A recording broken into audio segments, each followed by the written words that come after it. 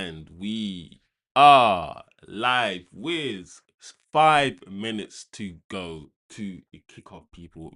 Aston Villa versus Manchester United, or Manchester United versus Aston Villa. We are at home. We are Manchester United supporters. I assume most of us will be.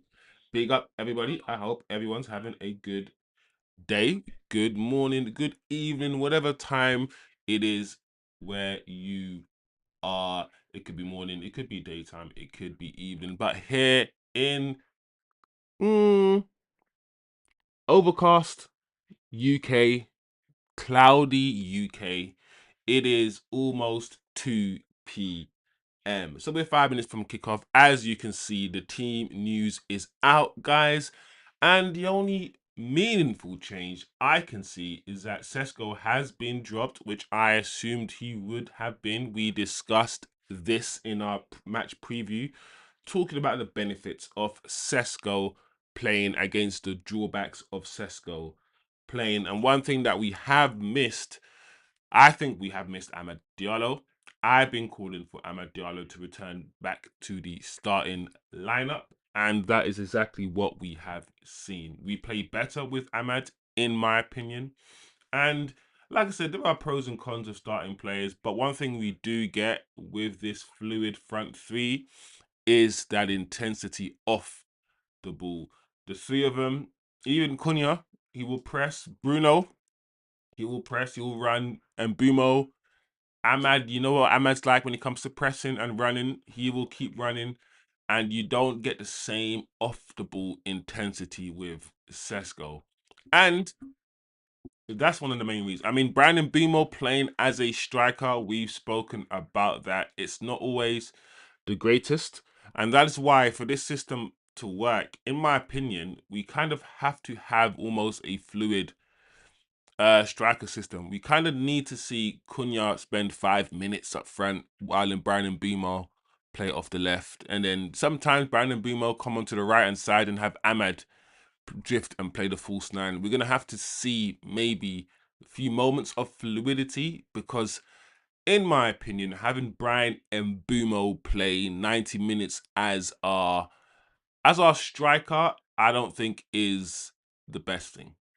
I don't think is the best thing. His hold up play, as we've seen before, some of his link up play, Brandon Bumo, is not the greatest. But off the last shoulder, playing that kind of football, Brian Bumo is very, very good. So we just need to know the pros and cons, the profiles of the players that we have. But all in all, I think, listen, because we could lose today, guys. Let me be clear. Newcastle beat us recently, but Newcastle have also beaten Chelsea. So Newcastle are showing that, do you know what? I wouldn't say they're back, but they can play ball. And they've always been able to play ball, especially with that midfield of Newcastle's. But Aston Villa today is going to be a very difficult game, guys. It will be. So smash a like, people. Big up TK in the channel. Says he's got a lot happening today. I'll be here in spirit only. TK, big up TK. He's a very, very, very good friend of the channel, people. One of the top members of the channel. Always here to support, bro. TK. I've got a lot of time for TK. A lot of time. So big up TK. Always showing his love. Big up the channel, man. We are a couple minutes from kickoff. Let me know, how's everybody feeling about today's game? How's everyone feeling about the Premier League in general, especially after yesterday's results? Can we say that Arsenal have won the league? Can we officially say that Arsenal have won the league? Have they? Have Arsenal won the league already, guys? I think it's done now. I think it's done. Bittersweet moment for me. I hate Arsenal. Really, really hate Arsenal. And I hate Arsenal fans, and I hate the way Arsenal played. But all in all, I think they deserved it. All in all, I think they deserved it.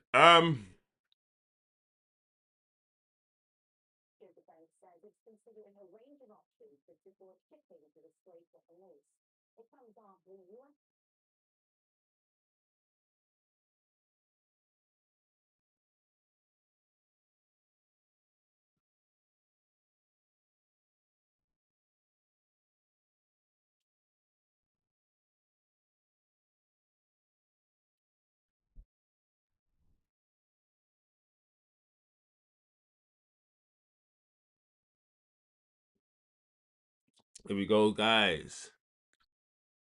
The game is a minute away, people. The team news is out, like I said. Let me know what you guys feeling about the team news, about Amad Diallo starting, about Sesko not starting. Just give me your opinions, people. Drop your comments below. Eat my breakfast, eat my food.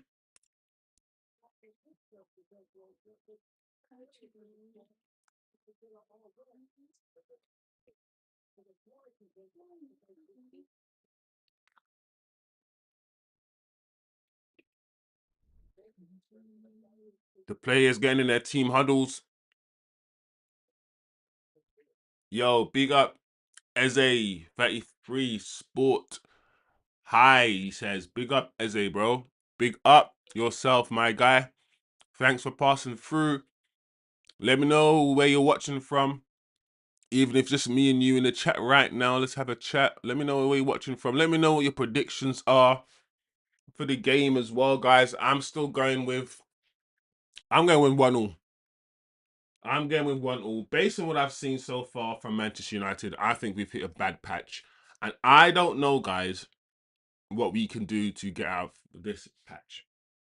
I don't know. Let's see. The match has kicked off. We have kicked off, people. Manchester United at home, playing left to right on your screen in red and white, and of course Aston Villa in their away kit in their white and blue. But yeah, Aston Villa's away kit kind of looks like our away kit as well.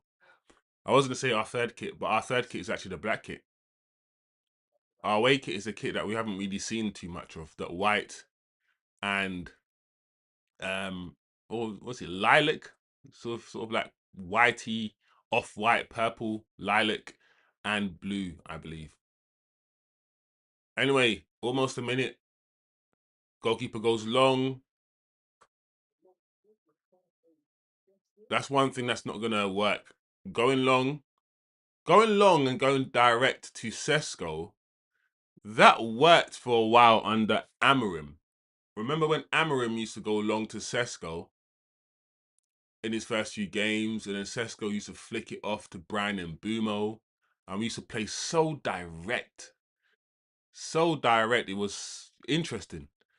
Yeah, we can't do that now. We can't do that with Brian and Bumo as our striker. That's good. That's good. That's better. Look at Amad Diallo straight away, one touch football. Oh, this is good. Unlucky. That was very quick, very insightful. That's what we need to do, guys. That's very good from United there. First initial moments. Something almost happened there. And that touch from Amad. We missed that, man. I'm saying to you guys, Amad Diallo has to play. Like, I just hope Carrick understands this. Yes, Brandon Boomer has had GA, goals and assists, but Brandon Boomer's performances, his last 8, even, the 4 performances after AFCON and the 4 before AFCON haven't been great, although he has scored or he's been scoring. So, for me, Amad's the winger. Amad's the only winger we have in the whole squad. Really. I mean, Brandon Boomer plays on the wing, and Brandon Boomer's a winger, but he's not the winger. He's not a pure winger in the sense that Amad is a winger, Brandon Boomer. We know this. I just feel like Brandon Boomer has to start. There you go. Pressure. There we go. I like that press of ours, guys. I like that press. Forcing Martinez to kick it out. Where was this against Newcastle? It's so annoying that Carrick didn't start Amad against Newcastle.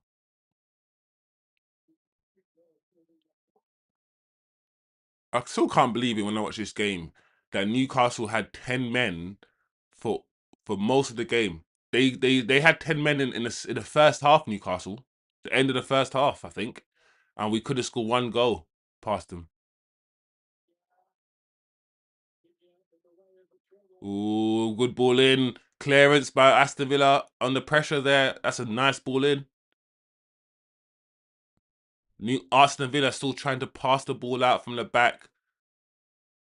Yeah, we are.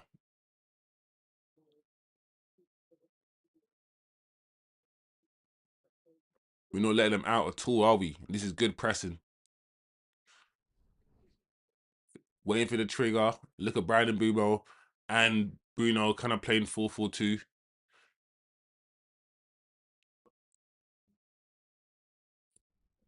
That's a foul from the Shaw. Luke Shaw didn't need to make that foul. Silly positioning from Luke Shaw.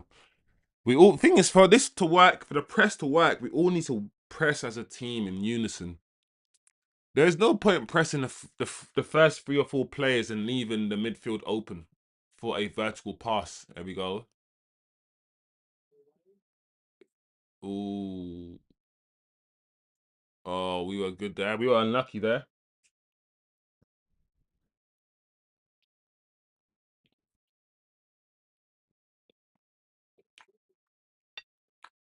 Hey, big up as a 33 Sport all the way from Nepal, Malaysia. Big up Malaysia.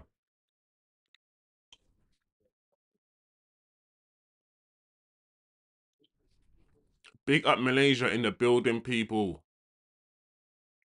You might be the first person to watch from Malaysia. I am honored. I'm honored.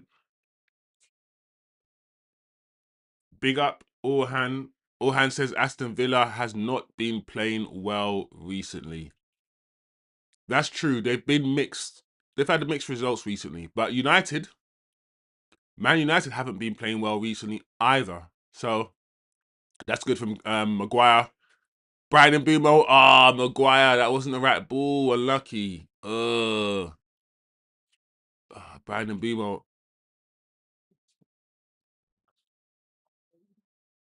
That was good from Villa.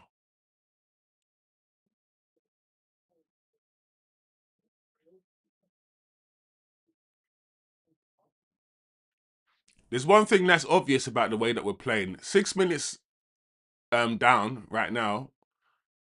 Once again, you can realize we look like the away team, and Villa look like the home team. When we get the ball, we are very direct, and we're going from defense to attack as quick as possible. Right?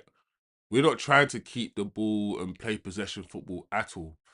While Villa look like they're trying to get hold of the ball, trying to move it around. I wouldn't be surprised, guys. First 6.5 minutes on the clock, if Villa are the ones who have more of the ball so far. An issue that we're going to have, guys, as we saw against Newcastle, Newcastle dominated us in our midfield. Bruno playing number 10 means he vacates the midfield as he does when he plays that position, right? Bruno presses high and he leaves Kobe Mainu and that's a unlucky Casemiro.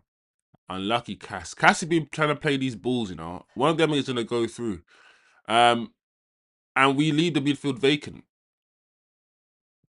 Bruno does. Look, right now, as we can speak, 7 minutes. Look how high Bruno is. Bruno's the highest player on the pitch. He's pressed the goalkeeper, and he always presses the goalkeeper.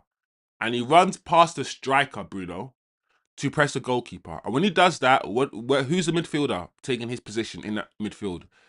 When he does that, the midfield becomes 2, right? Rather than 3, because he's supposed to be the third man in that midfield.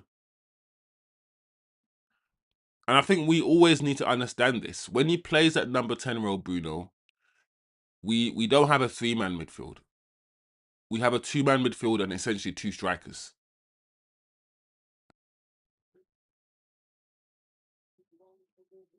And I always say sometimes United, especially when we play Bruno in the number 10 role, our performance will depend on how disciplined Bruno is, how much he comes back and helps the midfield too.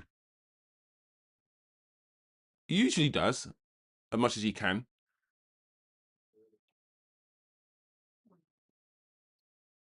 Big up Tim in the chat predicting a 3-1 win for Manchester United. I think Tim, you predicted a win anyway. Tim's usually more optimistic. Would you say, Tim? Would you say you're an optimistic fella, Timmy? I hope we win, Tim. But right now, Villa are playing the better football. Villa are playing the better football. They're playing a more measured football. When we get it, it's all about a rush, rush, rush as quick as possible. Look at Villa, more controlled. Look at this. Yeah, guys. Big up, Tim. I hope you're doing well, my guy, Tim. Hope everyone in the chat is doing well. Let me know what you're thinking. 9 minutes gone. I'm not gonna lie, guys. We're the home team, and when we play best, right, Man United is when we have the less of the ball. That's a stat, right? If we have less of the ball, we usually win. I.e., we're a counter-attacking team. We are a deep block team. Casemiro, Kobe Mainu, those sort of midfielders mean that United are very. We play best when we're compact because of the players that we have. We don't keep the ball well at all. We do have nice passages of play where we're finding little nice cute triangles. I like the triangles that we find. We're very good on the counter attack, but one thing that we're very very poor at, is keeping the ball, bro. In none of the games we played on the Michael Carrick, we've looked good at keep. We've never had more possession than the opposition. Basically, is what I'm saying.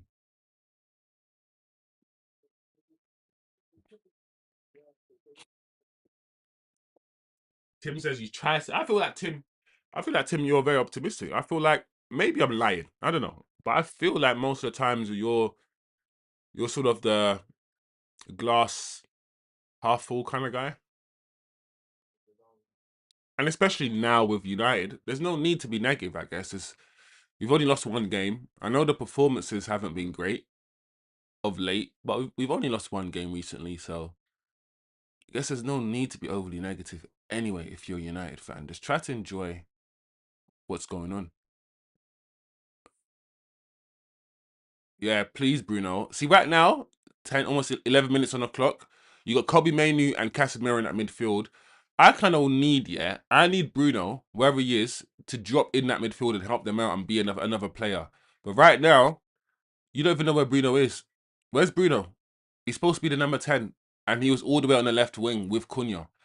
That is what I'm saying. It's like Bruno orders everyone around, but Bruno's game intelligence is not great.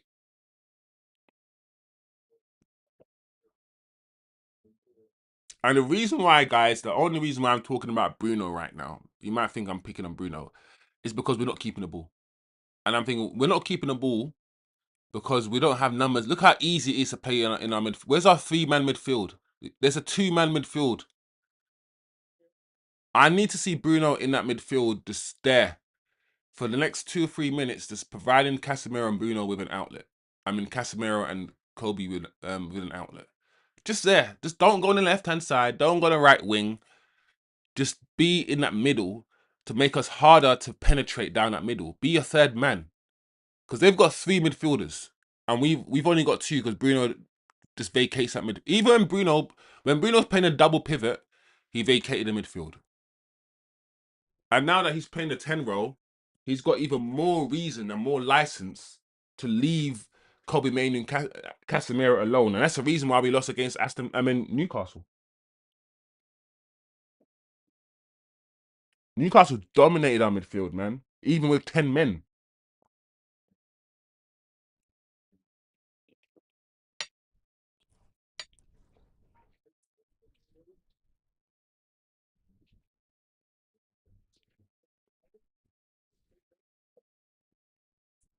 There we go, Bruno.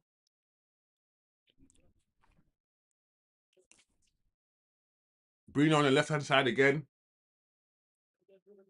crossing the box, well defended by Aston Villa. Lenny Euro. Yeah, Watkins was fast though.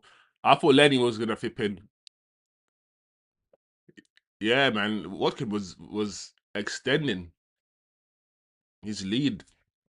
They started off. Lenny Euro started off in front of Watkins, and Watkins was just blowing, bro. Right, United having some possession now. Let's see if we can have a bit of possession. Sometimes, guys, I know United, yeah, we don't like possession for possession's sake. We're a team that just I've always been, we're gonna try score. But sometimes just having the ball and touching it under your feet for a few minutes and making sure everyone just has a touch of the ball and just sometimes just feeling comfortable on the ball is important, bro. Give everyone a touch. Just keep moving it. Yeah, this is nice. Keep moving it. To Ahmad. Oh, Ahmad, that touch was crazy. This is where Ahmad, yeah. This is where Ahmad is a bit weak. See right there where he was kind of pushed around a little bit. Wow, that ball from Cunha was I don't know what that was. That pass from Cunha was interesting, guys. Some people say that Cunha can replace Bruno Fernandes in the 10 role. If he is to replace Bruno in that 10 role, guys, Cunha is going to have to become a really good passer of the ball as well. Short range, long range.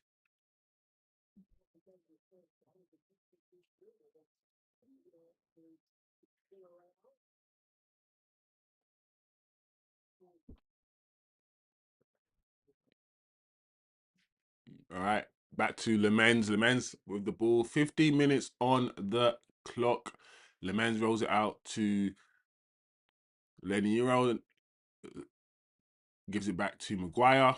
Maguire probably going to pass it to his, not to his left to short, is he? But yeah, Bruno's back in at centre now. That's where Bruno needs to be. Bruno wants to like leave the congested area, and that's fine. You can leave the congested area sometimes, of course you can, but sometimes, not most of the times.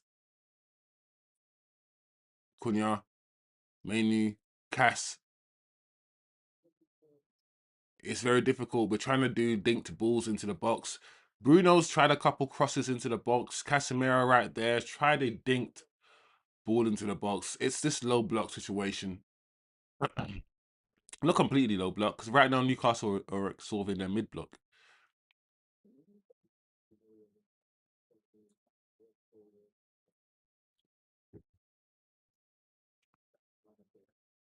What was Brandon Bebo thinking he was going there?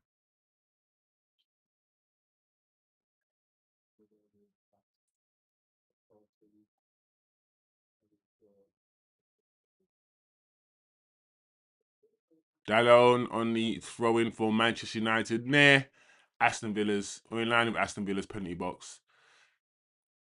Oh, that's good. Casemiro. See Bruno. Bruno has to. That was nice from Bruno. Just give it straight away. Cunha, help him. Somebody help him out. Oh,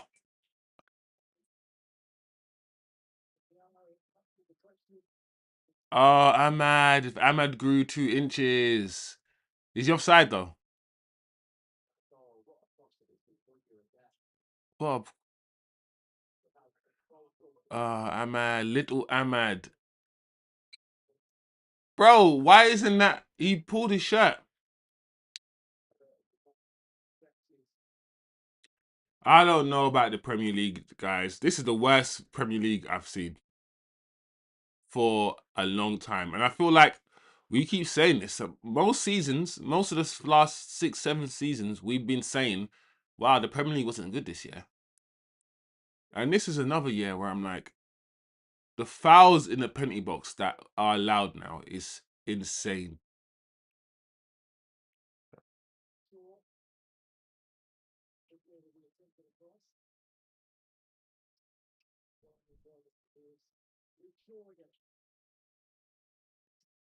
Oh, Luke, bro.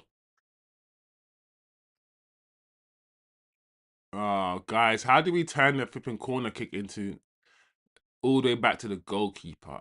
Those things are always so frustrating for me.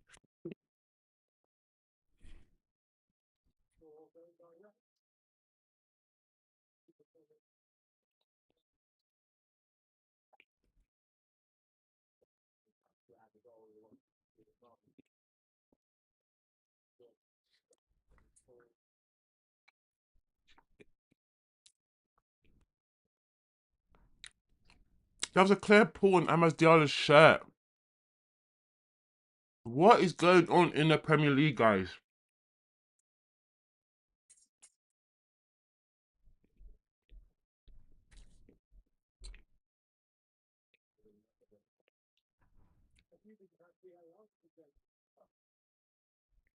And we have VAR. That's a foul on Amad, guys. Every day of the week. He grabbed Amad's shirt and pulled him down, bro. That's a penalty. Every day of the fucking week.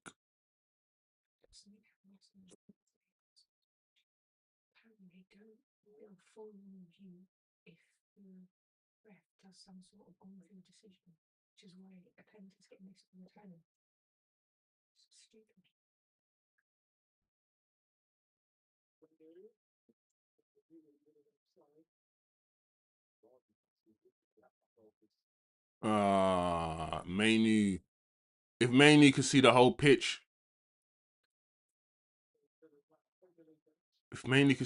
he would have sent it wide. Ahmad, take your time. Dallo. Look at Cunha. Far post. Lucky Bruno. I wish we saw Cunha. Alright, sure, on the ball on the left-hand side. Back to Kobe, Aston Villa. I've all got back now. That's the thing about scoring now. Aston Villa have all got back. They all got back in position.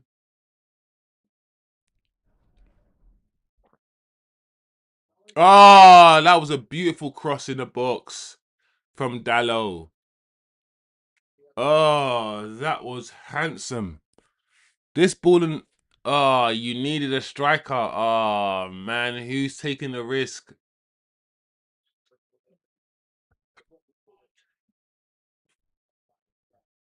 That's a nice cross from Dallo. Somebody has to be on the edge. That's the issue now. The issue is off the ball we play much better, and on the ball we play better. A little bit without Sesko, but this is what we're missing without Sesko. That presence in the box.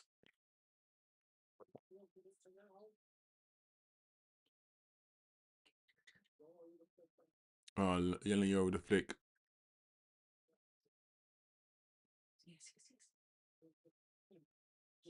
Oh, lucky Cass.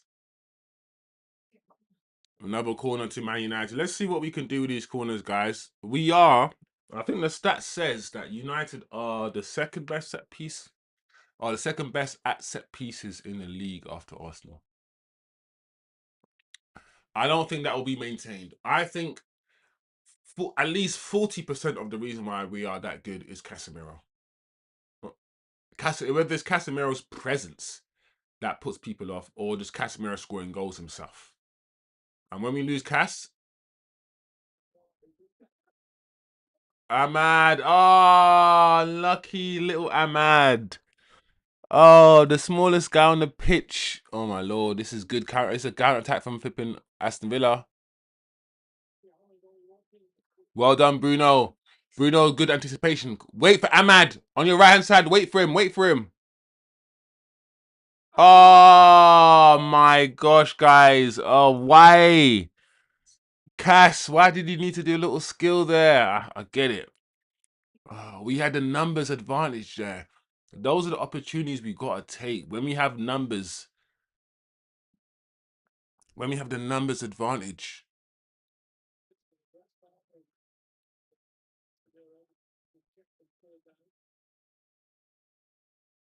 Yeah, that was a good 5 to 10 minutes by United. We got into the game.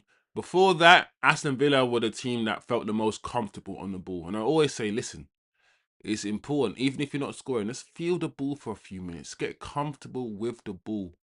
We've done that. We've done a little 5 minutes of possession. We feel comfortable now on the ball. Let's see what we could do for the rest of the game.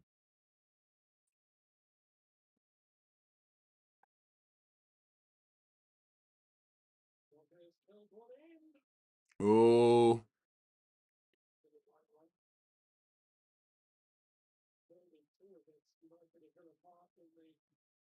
Oh.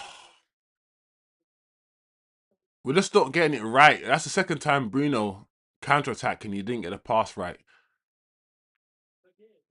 Oh, unlucky. That's not good for her. Shot from McGinn, gone wide. which means it's going to be a goal kick to Manchester United. We've got into the game now.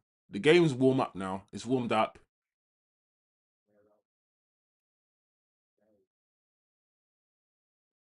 Oh, look at that header from Ahmad. Casemiro went down. No, I wouldn't give a penalty there, guys. Would you? Would you give a penalty there? No. That one's a bit soft. But Ahmad's header, oh, great save. I feel like Ahmad got as much power into his header as he could. This guy was proper like arching his neck. He was proper going, ugh. Good, Ahmad. Well done.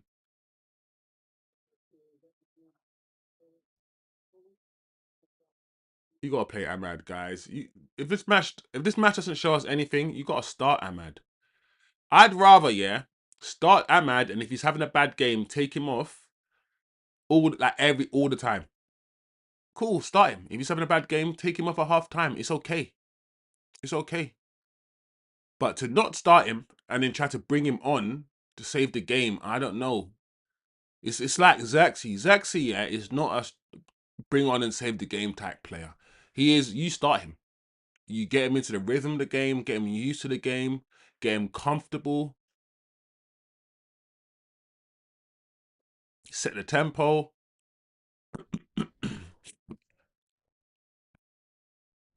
But still, 0-0. 25 minutes on the clock, ladies and gentlemen. Halfway through the first half.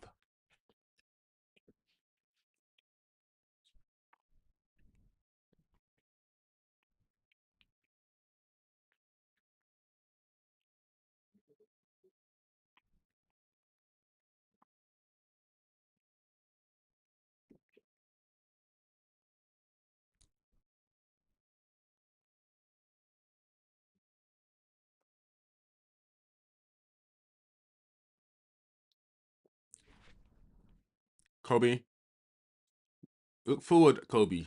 Look at Ahmad. Also, the issue with Cunha. See there? I don't like that. 26 minutes on the clock. The way that Bruno went over to the left-hand side to become the left winger, I don't know why that tactic is, why that instruction being, clearly it's an instruction, right? There we go. Brandon Bumo, cut back to Ahmad. Oh, Dallo.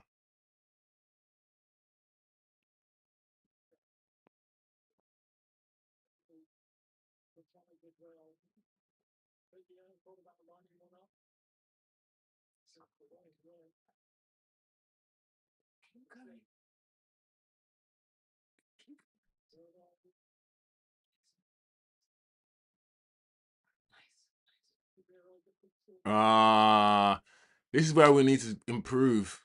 Edge of the box, guys, when we're trying to do the little intricate stuff. We just need to be better at that, but we're getting better. Give it, Kunz.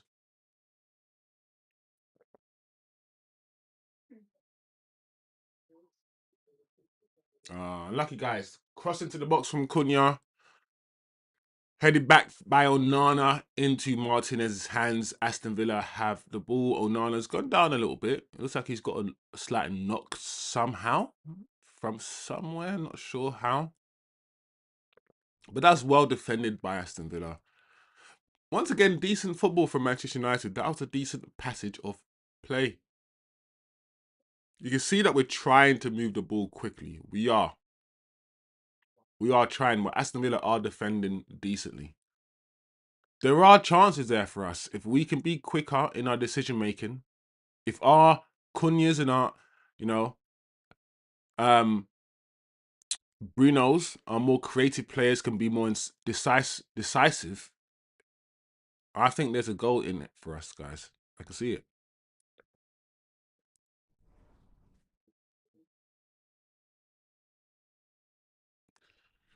The way that Aston Villa beat that press there was so easy, guys. Is that if you're not gonna press as a team and we're not gonna press properly, just don't press, bro.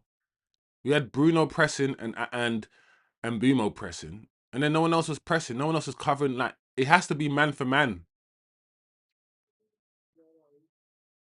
It has to be a man for man press, bro. Otherwise, I don't think it works, guys. There's no point trying to press the back three, and leaving the midfield open. You're just tiring yourself out for no reason. Yeah, Villa are playing well. Look at this.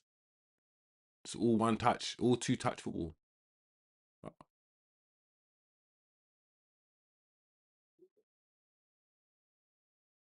Bam, bam, bam, bam, bam, bam. Look at Aston Villa just bopping it. Look at them. Bopping it. Bopping it. Nice. They're bopping it. We need to keep our focus. Keep our defensive lines.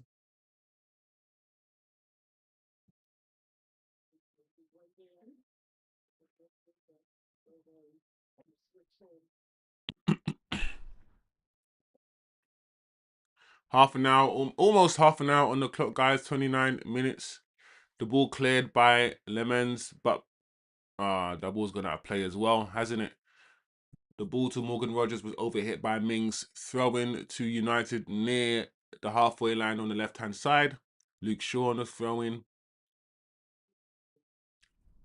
I feel like Emre will be happy with this half an hour. He's the away team, and you can't really tell the difference between the two teams. Aston Villa could easily be the home team, the way they're playing. Easily.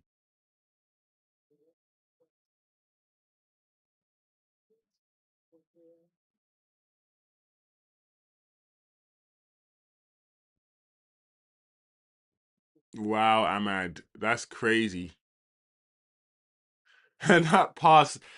Listen, Ahmad, the outside of the boot pass that you tried to do, yeah, it's not for everybody, Ahmad.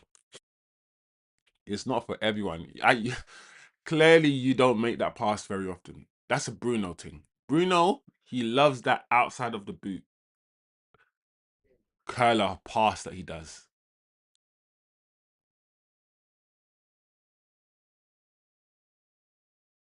Yeah. Straight back to Lemens. Lemens on the ball once again to Maguire. Back to Lemens again. I think Lemens is going to go long here. Is he? Not a lot of options. Get to... no. Short to Maguire again. So Aston Villa are letting us have the ball. They're having Maguire have the ball. Just allowing Maguire to inch forward, inch forward. He's gone long to Brandon Bumo. And Villa have recovered the ball.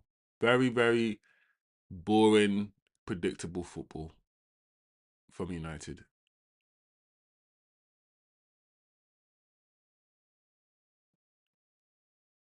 Let me know what you guys are thinking. Smash the likes, people, on the video. The game sort of hit a patch where nothing is really happening in the game. Villa are just passing the ball around, keeping the ball. Anytime we get the ball, we just lose it straight away.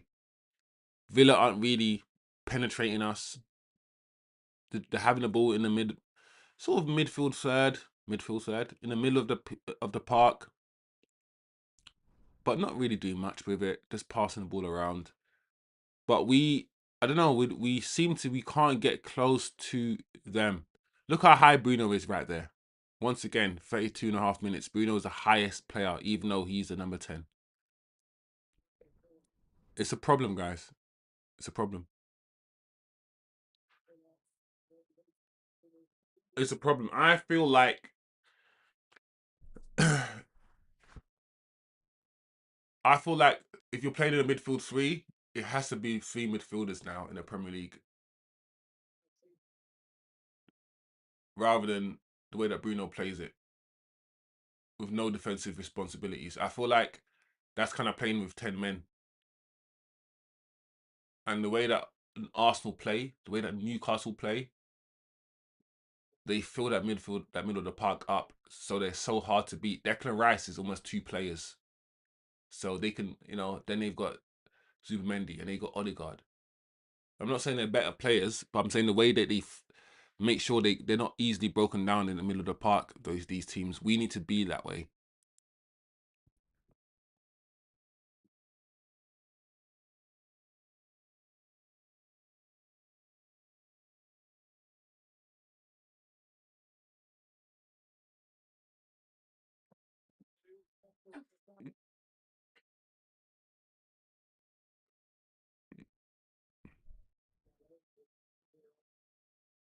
Well done, Cass. Good ball, Cass.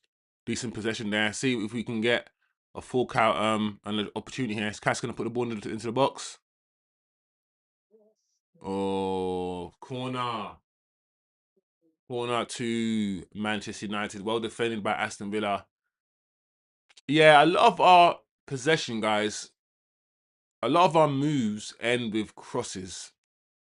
It seems as if it's going to be very difficult to break down Aston Villa the traditional way. The issue with crosses is that we don't have the Tesco.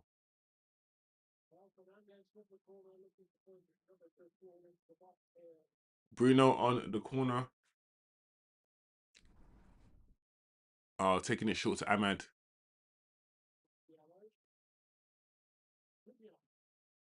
Oh my lord.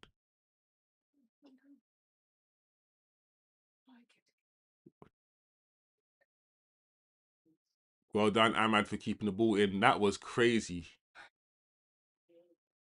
Oh, Cunha. Another insightful, juicy ball into the box. One was from Bruno, the other from Cunha. I think no, both of them are from Cunha. This is a good ball in from Cunha.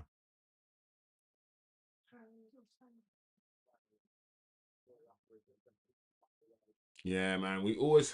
Maguire and Casemiro are so important for us at set pieces, guys. So important. I keep saying about Cass.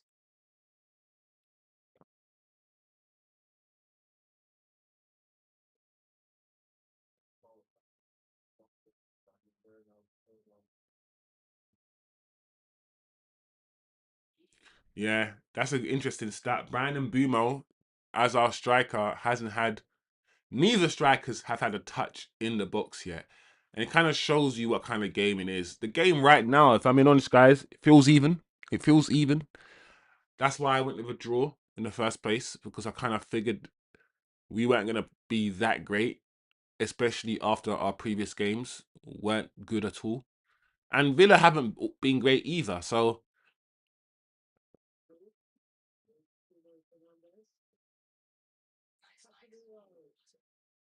unlucky. That was good from Bruno. Much better from Bruno. I love that. That's what our number 10 does. That sort of skill, dropping the shoulder.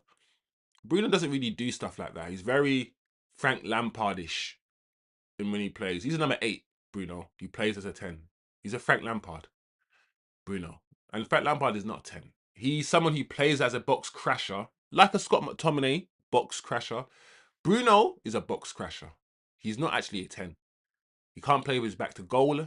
He can't dribble like a Neymar, a Hazard, or any 10s. And for me, every 10 has to be able to dribble. You have to be able to influence the game in every way as a 10. Oh, Dallo. Get Dallo off the pitch, please, bro. I don't understand why Dallo always loses his composure in front of goal, bro. This guy is so weird. He's in front of goal. All he has to do is connect with the ball, bro. He always skies it. His his first touch is okay, then he skies the ball. I'm like, bro, just shoot the ball. Just hit the ball the way you'd cross the ball or the way you'd pass the ball. I'm always like, bro, just side foot it. If you can't shoot side footed, bro, like I don't get Dallo. That wasn't difficult, bro. Just, like I'm not even saying Dallo needs to score there, but to sky to kick it that high over the net, where not even 2 goals, not even another goal on top, yeah, you wouldn't have scored. It's so frustrating, guys. Because I know with games like that, yeah, we're not gonna get a lot of chances. Games like this, should I say?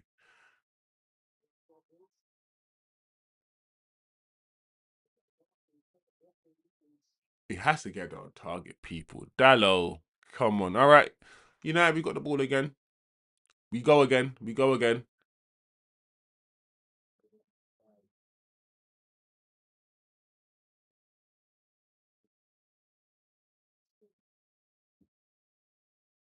Yeah, man. This is a bit. We reached a little sloppy period of the game as well, guys.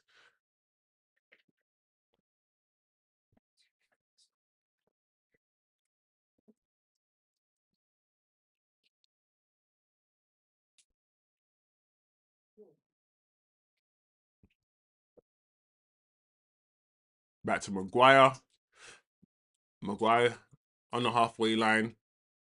Oh my lord, Cass, what was that? Counter attack from by Villa. Well done.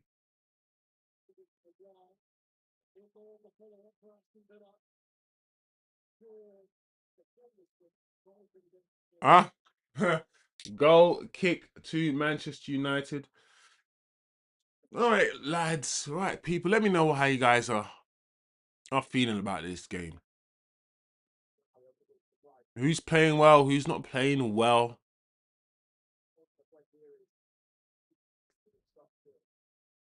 Very weird game.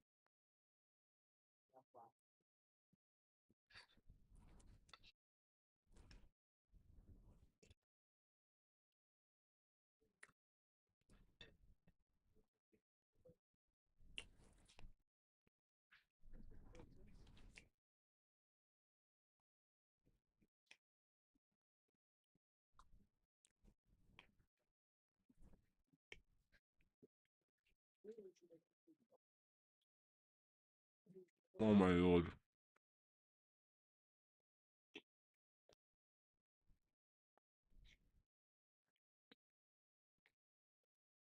Any Euro.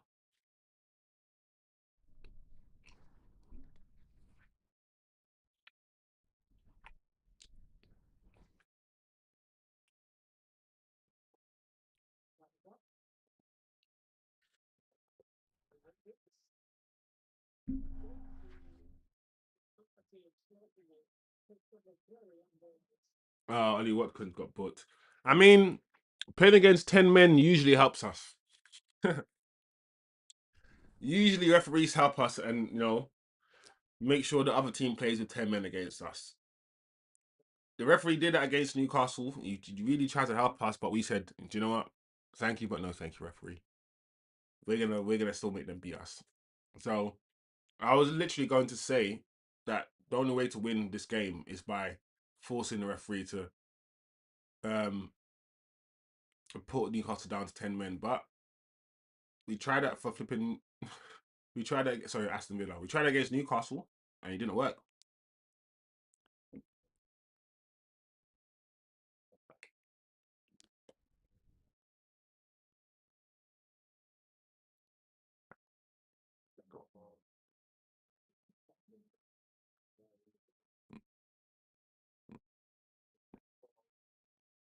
Why did Bruno keep holding the ball for so long, only to just still pass it to Ahmad?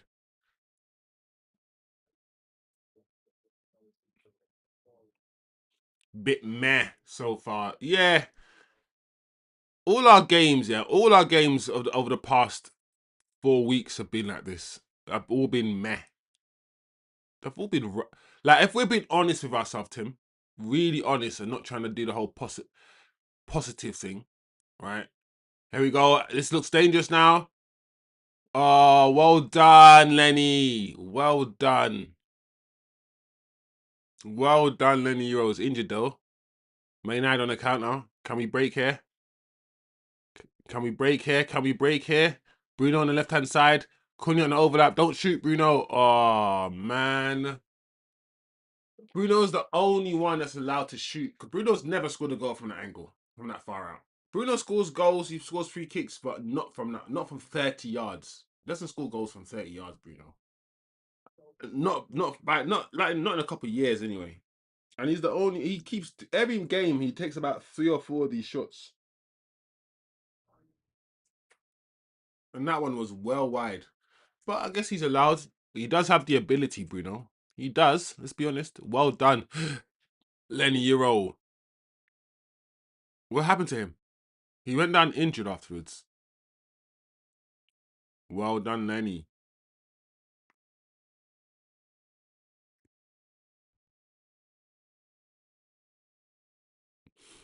Looks like he's Lenny back.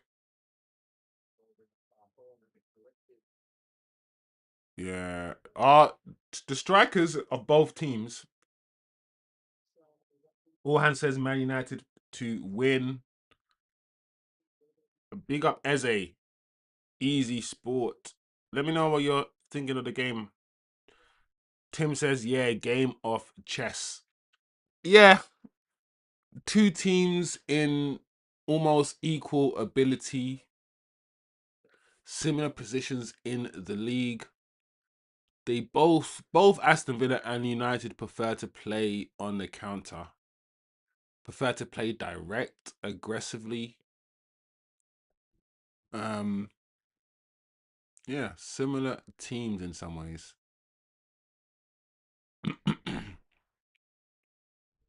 Look at Kobe's face.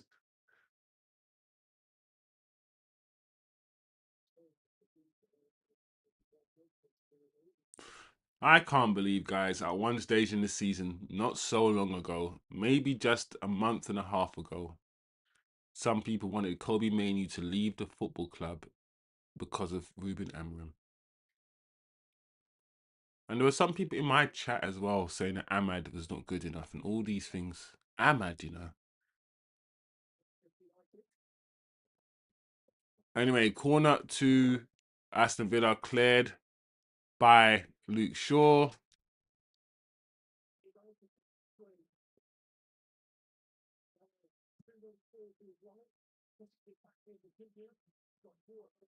Ah, Cunha.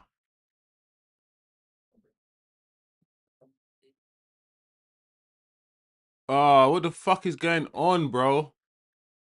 Oh, this is so disappointing. We had a good counter on right there, and we just wasted it.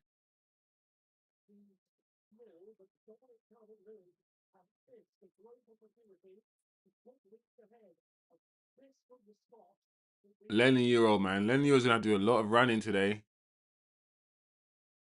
There you go, guys. It is half time. A disappointing half of football where we had maybe two good chances to score. I can remember the Amad Diallo header, which for Ahmad to put his head back and get enough power onto that header to beat the goalkeeper would have been difficult. So I remember that chance. I also remember tearing my hair out a little bit with Dallo being through on goal. His first touch was decent, and then his second touch, he skied the ball over the bar when it was easier to get it on target. Those are the two main chances I think we've created. There was a chance where Ahmad, for me personally, guys, he was pulled down. We saw the replay of that chance where I think Cunha put the ball into the box and Ahmad looked like he could get a head onto it, but you know, he was pulled down by Tyrone Mings. We could clearly see the pull of the shirt. So my question to the chat, as always, is why is it now allowed? Why is fouling in the box allowed, defensively or offensively? Why? And how will that get better? How will that improve, my lord, Ryan Gosling? Ugh, these people. Um, just let me know, guys. Let me know because this set piece thing, this in the box, pulling and dragging and pulling shirts. Why is it allowed? Anyway, regardless of that, I think it's been based on just a football played, not chances, because I've just kind of recalled at least three United chances.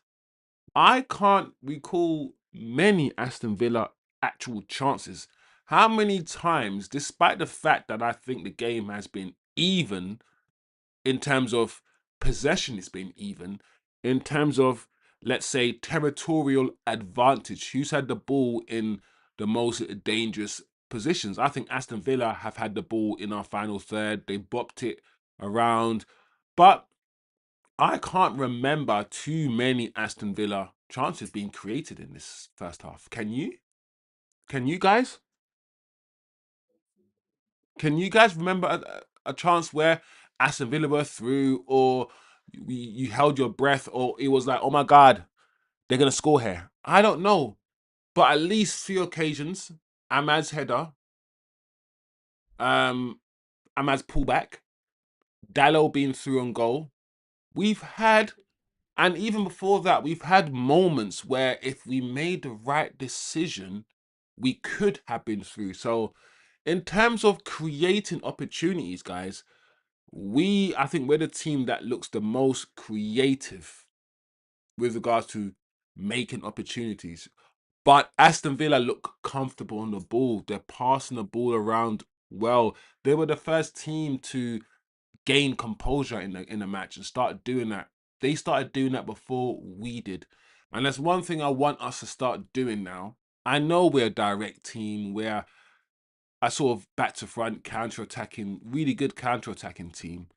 But I kind of want us to start games with more control. You know, I want us to put our foot on the game, put our foot on the opposition's neck, and be the team that starts the game with control. I think since the City and the new Arsenal games, where we knew we were going to be dominated for possession and we set up a certain way, we've almost allowed teams to have the ball, so we can retreat back into our low block, our low to mid block, and then hit them on the counter attack. So I feel like United have a few modes. We have the cool, they've got the ball, their goalkeeper has the ball, and they're gonna play it short. So let's press. Yeah. Let's push up our high line, push up Maguire, let's press and try to win the ball back that way. Cool. And if that doesn't work, if they manage to play through us when we're pressing, when Bruno is pressing like he's a striker, cool, that's fine. If they manage to play through us, then we will, of course, get back into our low block, get back into shape. And then if we win the ball back while we are in our low block, we will then hit them on the counter attack. So it's two ways that we've scored goals, yeah, so far. We must identify the two ways we have scored goals under Michael Carrick. We have not really scored a goal by dominating. We've not had a too many passages of play where we have been dominating possession for 5 minutes and then we unlock a team by after dominating them for 5 or 10 minutes. We don't score goals like that. We've scored a goal by pressing, winning the ball back, mistakes like the Arsenal goal, the first goal. One of Man City's goals were like that. Or by hitting them on a counter attack after winning the ball back. Those are the two modes on where we score. And both of those modes involve the opposition having the ball and us getting the ball back, whether it's the press, winning the ball back high, or in our low block, winning the ball back and then counter attacking. Hence why United, we play better when we don't have the ball. We need to become a team that likes to have the ball, likes to monopolize possession, and we're so fluid that we just know what to do with the ball and we feel comfortable, guys, just having the ball. Keep moving, keep moving. Because at the moment, I feel like we get annoyed, we get not restless, but we're so direct that we can't really keep the ball for long without Bruno or Cunha doing something or try to do something and then losing it. And you can argue they need to try to do something. If you don't try to do anything, you don't score goals. And I understand that logic, guys. But I just wish we had more possession in games now. I think that's the next level. To be able to keep the ball, move in different positions, occupy different positions, and just keep it ticking, keep it moving. Keep like Arsenal do, like City do, like sometimes Liverpool do. So I don't know, guys. Big up Dara. I see Dara in the chat. Big up Dara, my guy. What's Dara saying? What are you saying, Dara? Yeah, that Euro tackle was crazy, Dara, bro. Like the thing about that Euro tackle, he went down.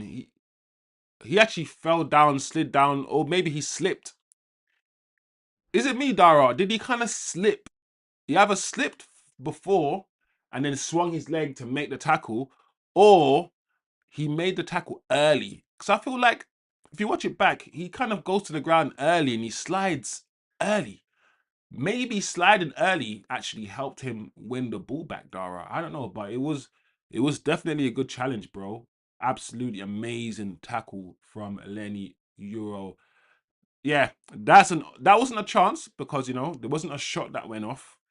It could have been a chance created for Aston Villa if Lenny Euro didn't do what he did, but that was an opportunity for Aston Villa, and probably, guys, that might have been the only that might have been the only time I felt threatened by Villa in the whole half.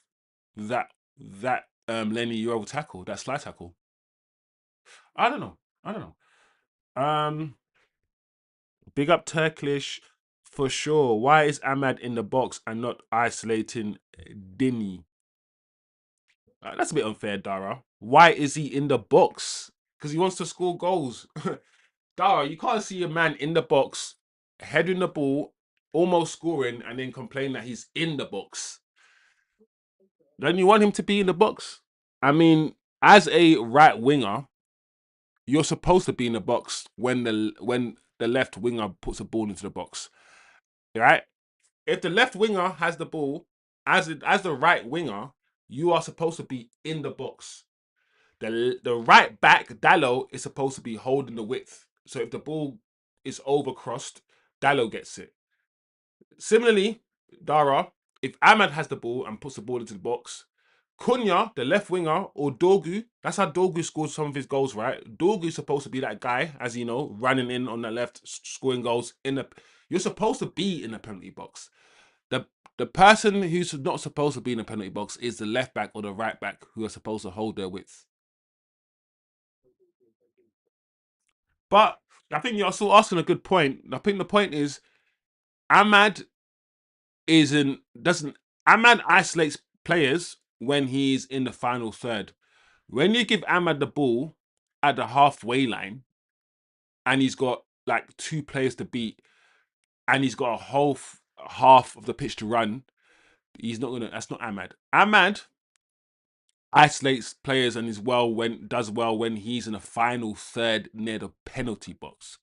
When Ahmad's in the final third near the penalty box and he's got one man to beat, you're cooked. You're cooked. But yeah, for me, Ahmad is probably Ahmad's been one of our out of the front three.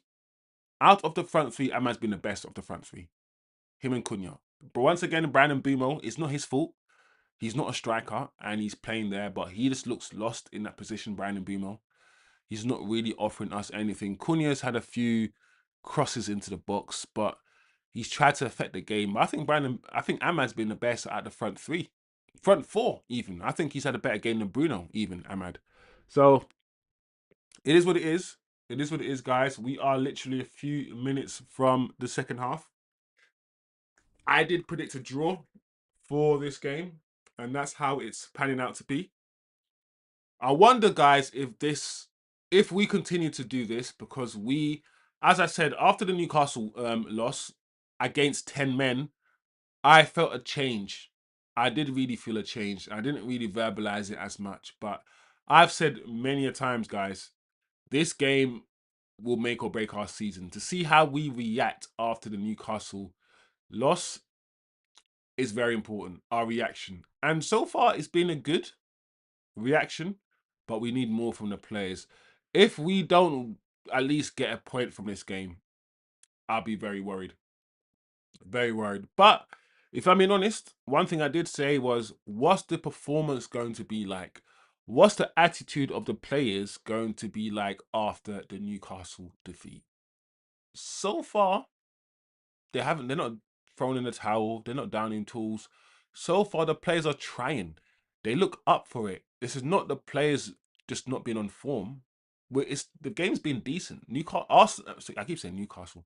Aston Villa are a decent side. So my question of, will the players show us something? Will the players perform? Will the players bounce back? So far, it's been okay. The players are trying to play. They've just been unlucky today, and Aston Villa are a good side. So at least we know this group of players under Michael Carrick, they they can bounce back. They're not easily beaten. Handball there, Crystal Palace versus Leeds.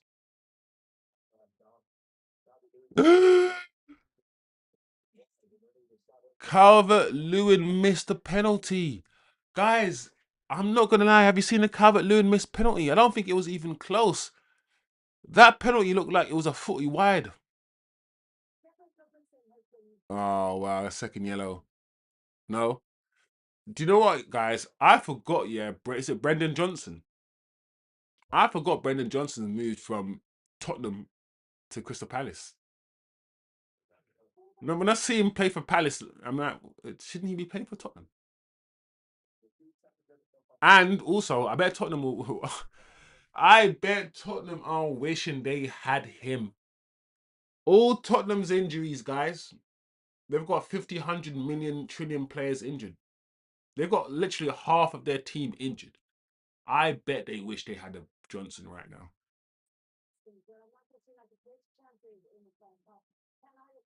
Wow, every game, every 2 p.m. game, guys, is 0-0 at halftime. So at least we don't feel alone. At least this is not the only 0-0 slightly boring game. It's just the Premier League, guys. The Premier League, right? It's got so pragmatic and methodical. It's like the difference in teams now are not. It's not just the technical ability. Because back in the day, the top teams had better technical players and would outplay the bottom teams. And most of the bottom teams or the mid-table teams would either win or draw by the skin of their teeth, or win or draw by being very physical, by being very direct. Now, when I see the league, I'm like, I feel like the athleticism of the league and the pace and power is converged where every team has 11 super soldiers. I feel like every football team in the Premier League now have 11 super soldiers. If you can't run a marathon in less than a minute, yeah, a whole marathon in less than a minute, you can't get into the team. Like, you can't outpace anybody really. Because if you don't run the 100 meters in Usain Bolt time, you can't get on the team. So there's no difference in speed. There's no, like, everything is converging. So it's boring now. And the technical players who don't run 100 meters at 9.5 seconds, the technical players who don't do a lot of the things that the athletic players do, they can't play because they're going to be outrun, outmuscled, outpaced. And then we see all the technicality disappear from the league, and we see it's a good thing. Give me slow technical players over quick, powerful, speedy, non-technical players every day of the week. Brian Bimo. Don't know why Brian Bimo took so long to get back. I know is he still is fasting still a thing now? Or is it finished? All right, people are still fasting. And I think, is it Brian Bimo Muslim? I know Ahmad is. Oh yeah, Mazraoui.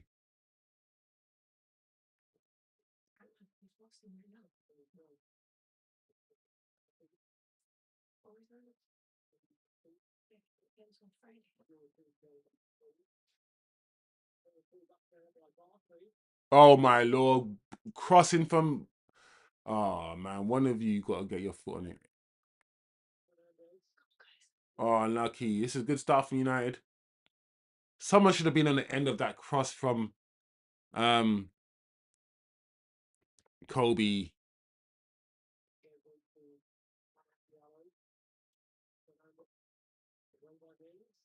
There you go, Dallo. Please, Dallo.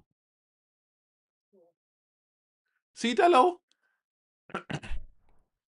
just shoot the way you cross.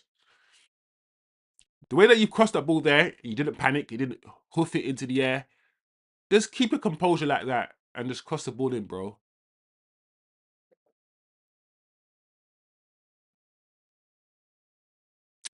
Oh, Maguire. Why did he need to use the goalkeeper? Goalkeeper, come forward a bit more, please. It's okay. I mean, Aston Villa are allowing Maguire to have the ball. They're not pressing Maguire. Look, they're closing the midfield down. The midfield is congested, and they're forcing us to go wide. and then like, do something. That's how we need to be. Bruno needs to join that midfield too when we don't have the ball and congest it. Make us hard to beat, hard to penetrate down the midfield.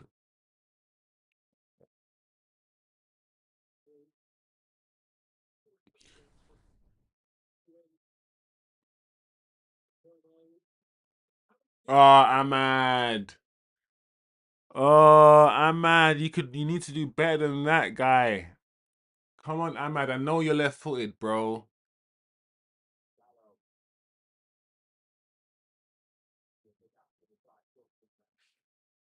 Oh, you sliced it. Oh, you need more control, bro. I know you're left-footed, but and you went for power there, Ahmad, but bottom corner with your right foot, could you have done it? Are you that good? Oh, that's nice. That's nice from Buendia.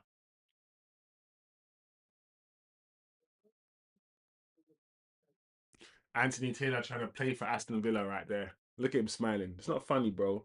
Because that's a counter attack that you stopped right there. Trying to play for the opposition.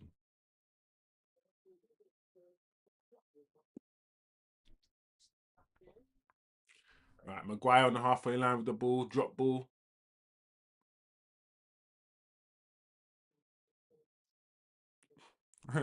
Yeah, yeah, Tim. That I didn't I know you wanted the 3 goals, but based on how we've been playing, based on the last game, I thought to myself, 3-1. Have you been watching United play football? We ain't winning 3-1. Have you been watching us? We're crap, Tim. We're not good football team. But we'll see. Brandon Boomer got pushed off the ball there. Right now, I'll be happy with the 1-0, bro. But I think it will be a draw. I hope not. Dallo.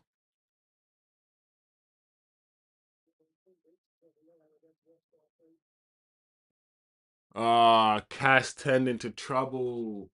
Cass didn't know Ross Barkley was on the right hand side of his shoulder. All right, we start again.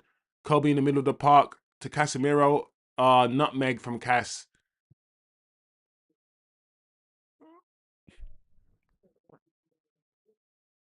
All right, we nicely recovered from Maguire. That could have been dangerous there. Maguire, sharp, back to the goalkeeper. The goalkeeper back to Maguire, and we start our move again, guys. Um,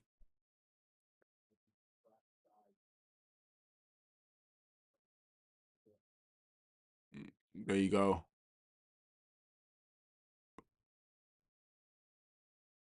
To Ahmad, give it to Dallo. Ahmad, if you want. See, Ahmad's doubled up on, tripled up on.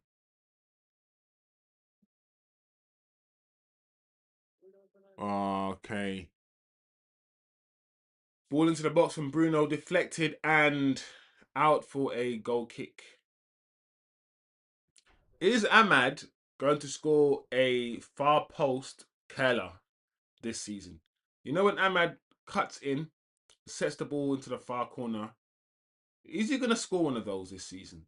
Because he's tried it a few times this season and he doesn't set it out wide enough. And it's coming towards the end of the season. He usually scores a few of those. Oh, Cunha, bro. Main character syndrome.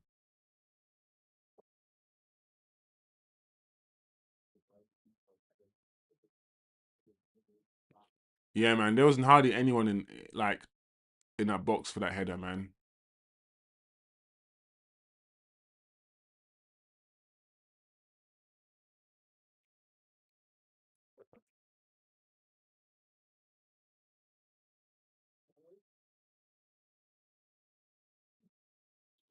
Ah, Kobe. Be alive, Kobe. Well done. Counter attack here. Brandon Bumo.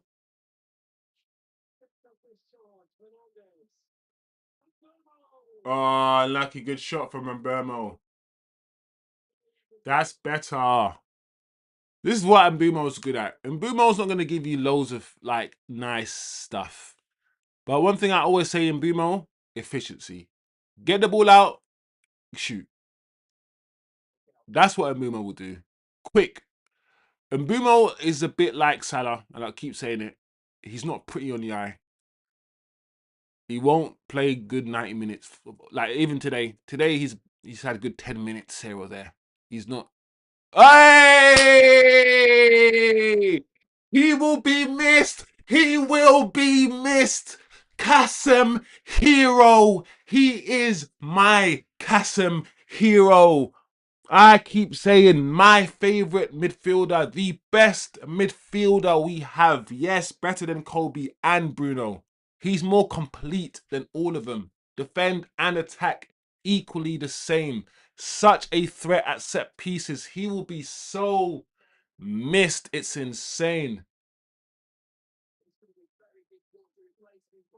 How the hell, yeah? Gary Neville's, Jamie Redknapp's, they've gone from saying he's so bad, he's rubbish, he's a scapegoat, he's this, he's that. And now all of a sudden the narrative is he will be impossible to replace. How the hell has he gone from a year and a half ago in that stupid Ten Hag midfield where Ten Hag left him in the midfield by himself to manage the whole midfield by himself, where everyone's saying we need to get rid of him. And now he's the most important player in the team because at set pieces, he's the best. Defensively, he's the best. He's the warrior. He's our general. He's our general. He's the guy who leads us out to war. Casemiro. He might be slow and he's lost his legs, but what you just seen there, guys, you cannot teach it. You just got to feel it. You can't teach someone to be aggressive and direct and all. Not really. That's just Casemiro. Here we go. Aston Villa on the counter attack straight away. Well done, Luke Shaw. Well done. 1-0, guys. Casemiro, my guy.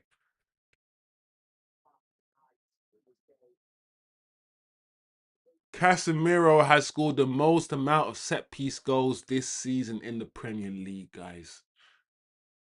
He is of all the players here that we need to be advocating to keep, not Bruno, not Mason Mount, not Maguire. Of all the players we need to be advocating to keep, it needs to be Casemiro. Especially the state of the midfield in the Premier League.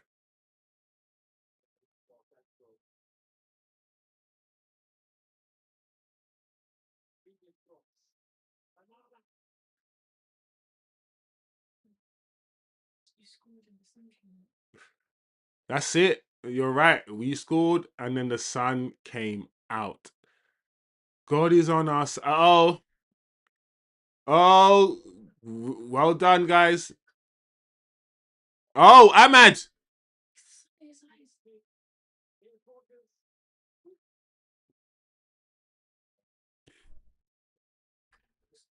What was Ahmad thinking? Big up Guna on the sofa. Big up Guna, bro. I'm still waiting for you, Guna on the sofa, to message me back about doing shows. Bro, still waiting for you. Was it a whole year now, bro? Guna, about doing a show together. Check your WhatsApp, my guy. I know you're busy.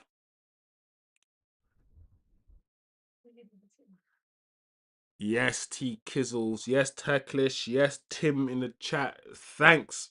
Thank F for that. Tim, I'm not gonna lie, Tim. I don't know if you should just be great. Like, let's not relax, Tim. That's all I'm saying, Tim. This game is not over, Tim. It's not. They're gonna. I still think it'll be a draw. I still think it will be a draw. Aston Villa will score. So, Tim, I think we need a second goal, my guy. I think we need a second goal.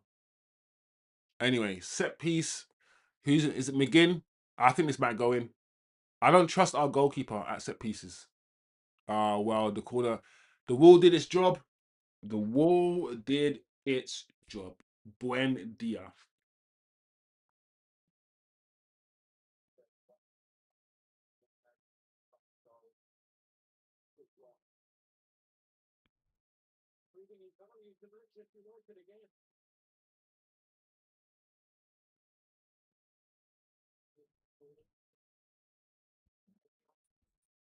Yeah, ball into the box.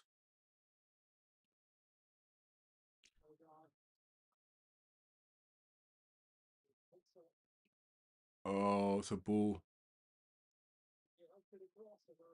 Clearance from Man United to see what Brandon Boomer could do.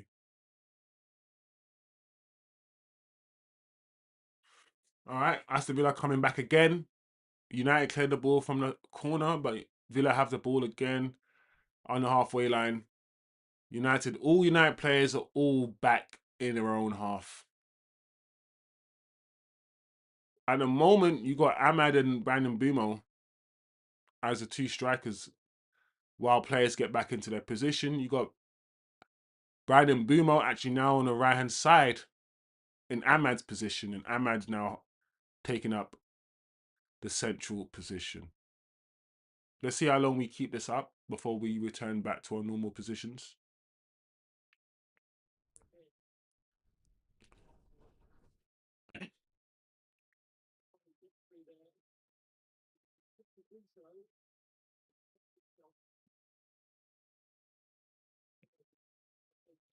What happened to Casemiro there?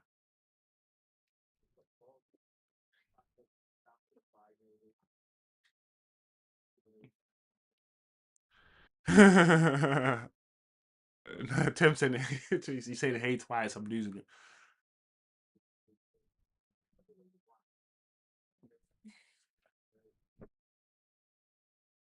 What's happening to Casemiro?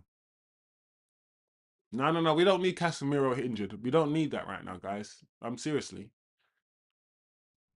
Look at Leon Bailey. Leon Bailey looks like a proper like when I say proper Jamaican, there's no way to look like a proper Jamaican. Because even look, I'm forwarded into it because I'm Jamaican. But when I look at Leon Bailey's face, yeah, if you ever want to see Jamaican, Leon Bailey has a Jamaican face. Probably because of his eyes. I know so many Jamaican with eyes like that. Like most Jamaicans don't have eyes like mine. I've got small eyes. Leon Bailey looks like a Jamaican. A Jamaican born. Here we go. Set piece. Villa. What the hell? Watkins? Is that Mings or Watkins? That's a chance, you know.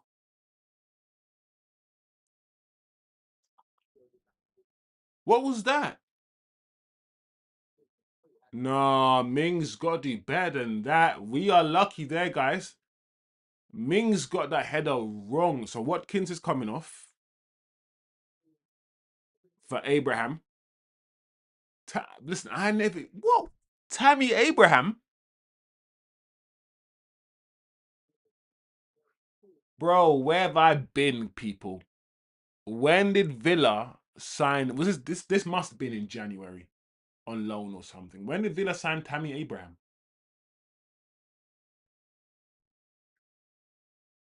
Anyway, goal kick to United, taken short by Maguire.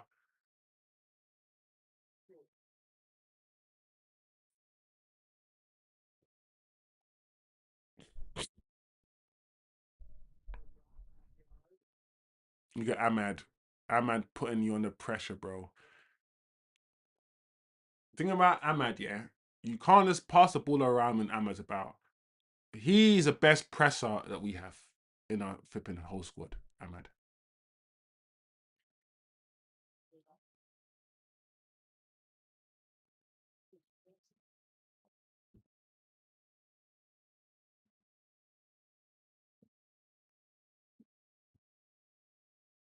Well done, Amadinho. Ahmad is so nice to watch sometimes, guys. This is even that moment there from Ahmad. It's just like, bro, you gotta play Ahmad. Dallo once again. Dallo in front of goal. Yeah, Dallo in front of goal is like how I was in front of goal in my youth. I would panic. Dallo, yeah. when he's in front of goal, he panics, bro. He constantly does the wrong thing. You know when like you're in front of goal, yeah, and there's 10 options to do, and 9 of them will lead to a goal, and only one of those options will lead to you not scoring. So it's easier for you to actually score than it is for you to not to score. Dallo finds a way, yeah, to do the wrong thing in front of goal most of the time. You can cross the ball and do all these other things, but when he's been put through on goal in any shape or form, he always kicks it over the bar. He always does that. And I'm like, bro, it's easier for you to side foot it. It's easier for you to control the ball first. You could have done so many things there, Dallo.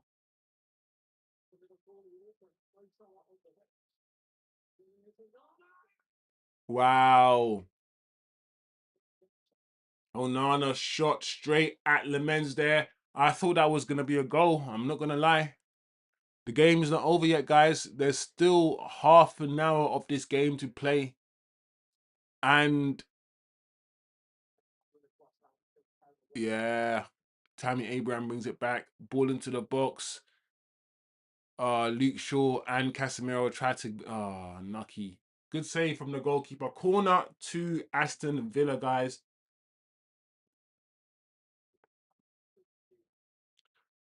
Tim, it must have been in January because if this was the summer move, then we would have spoken about it on this channel. I remember saying that I'm not going to speak too much about transfers in January. So maybe it's just one of those things that happened in January and I just didn't. I probably did. Oh no. Oh, what did I say, guys? 1-1. 1-1. I said this goal was coming and I said they were definitely going to score. I know my bull. Unfortunately, I know bull, guys. This is not a game where we win 1-0.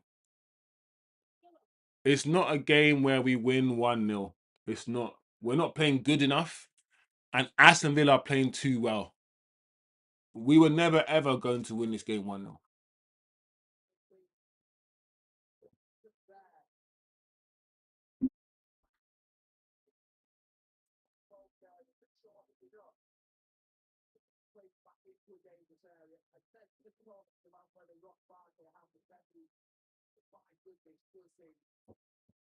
Also, there's a handball in the move as well, right? Mings. What a finish as well. Back to the corner the goalkeeper's moving from.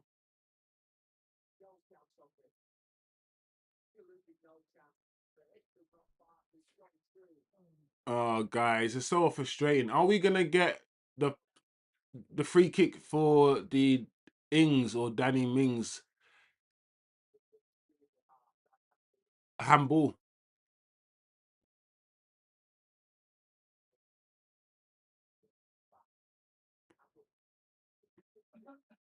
It did hit him.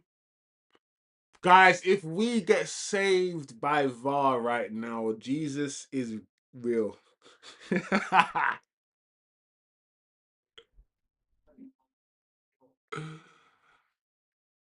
If we get saved by VAR right now, because I feel like it skimmed his bum. I think it has hit his bum a little bit.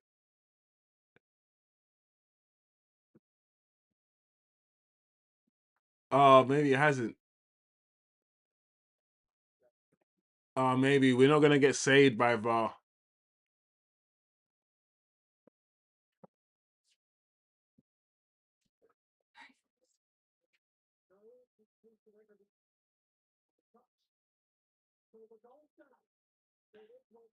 It is 1-1. The goal stands, guys.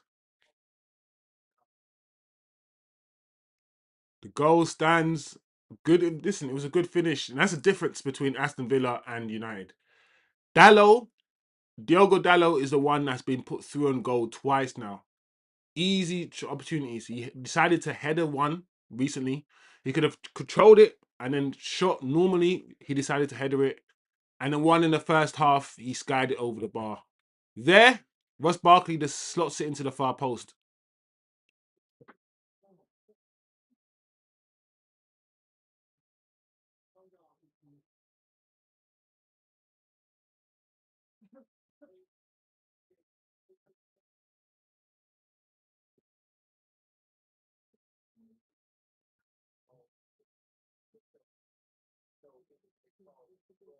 Yeah, it's very interesting, guys, because I'll take Brandon Beamer off. But for some reason, I don't know what it is. And this is why I'm not too worried about Carrick becoming the permanent manager in the sense that I'm not going to push Carrick. If he becomes the permanent manager, then I'm going to accept it, right? I will accept it. But I'm not going to push the agenda because I'm still yet to be fully convinced.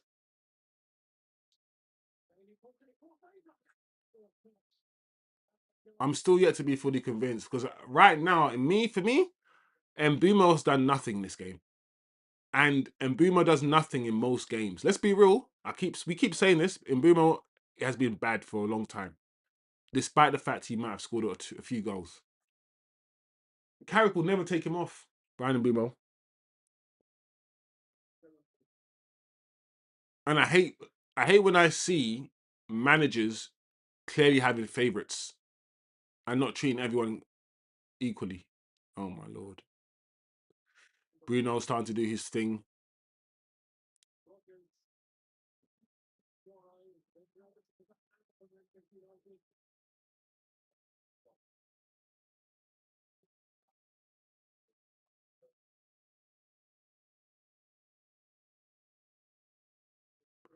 Bruno's gonna lose his discipline now, isn't he? Bruno's gonna start running out of position.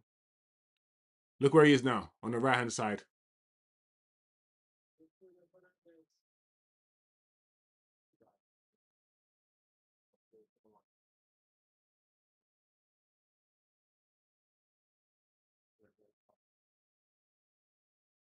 What's happened here? What's happened here? And I hope we don't take Ahmad off. And if we take Ahmad off, I might be Carrick out. He's our best player right now, Ahmad. He's one of the few players on the pitch where I feel like something could happen. And I don't want to get into sort of the psychological habit of you need to make a change. Let's take Ahmad off. No, let's not do that. Let's use our brains and take off the player that's playing the worst, rather than doing the go to scapegoat player, Ahmad.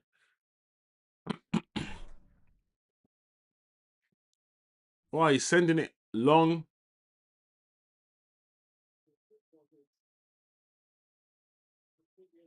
Cross from Cunha.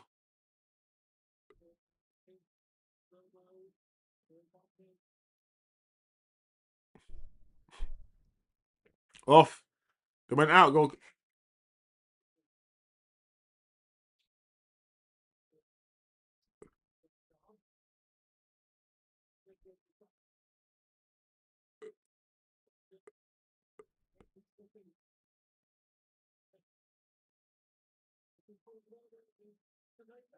Oh, that was nice from Villa.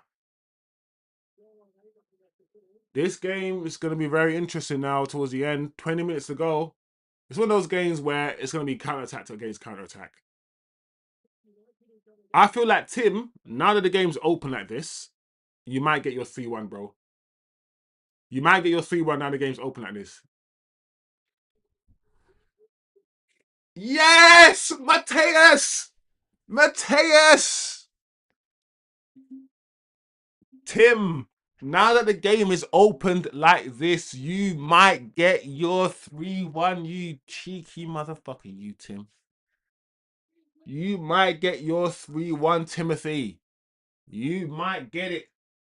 You might get it. Now that the game is opened up, maybe this is why you keep Brandon Bumo on. As the game opens up, as Aston Villa's line begins to get higher, as the game begins to expand, let's not do this, Gary, where we overly sing Bruno's praises. Bruno's not had a great game either. But this is what Bruno does.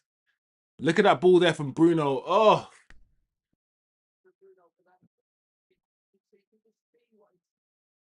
Bruno is so creative, bro.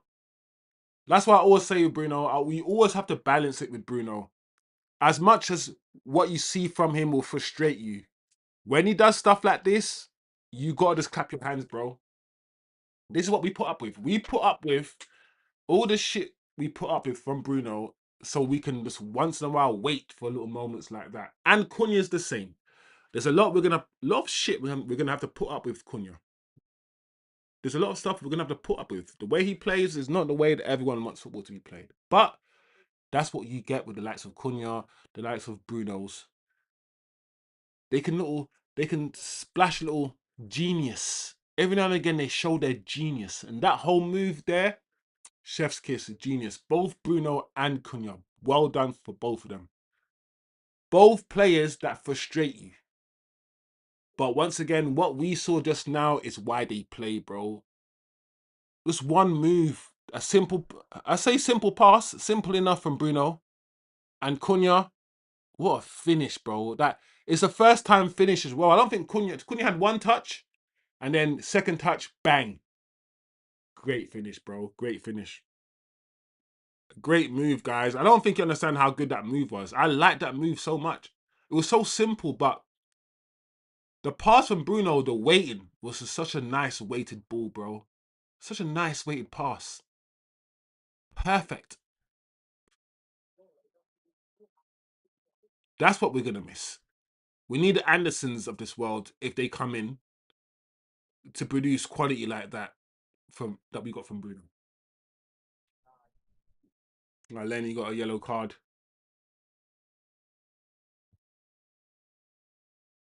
Oh, Maguire.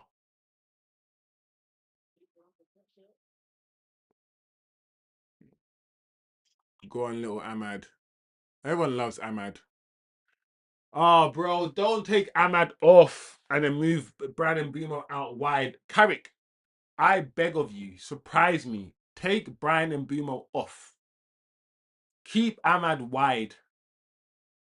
That's what you have to do, Carrick. Don't use Ahmad as a scapegoat. He's not Sancho. Don't do this again with another young player. He's had a good game on the right hand side.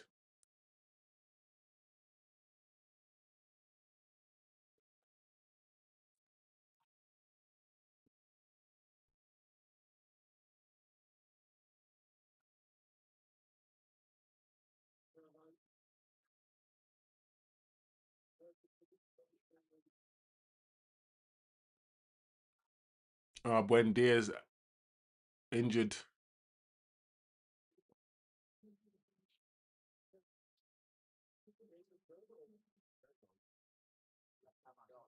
Well done. Well done, Carrick. You're learning. He did exactly what I told him to do. Oh, he's been watching the game for once, Carrick, rather than taking off one of the better players. And Ahmad, he's left Ahmad on and taken off the weaker player, the player who's been struggling the most, Brandon Bumo. Wow, Carrick, you did the right thing.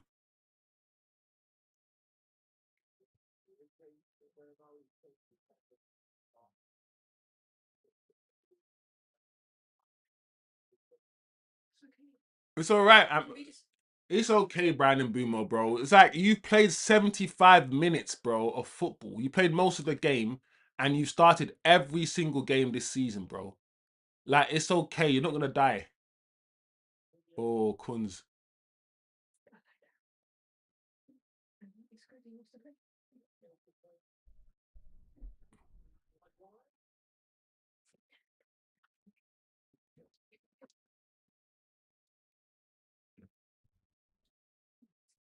Cunha's down on the ground.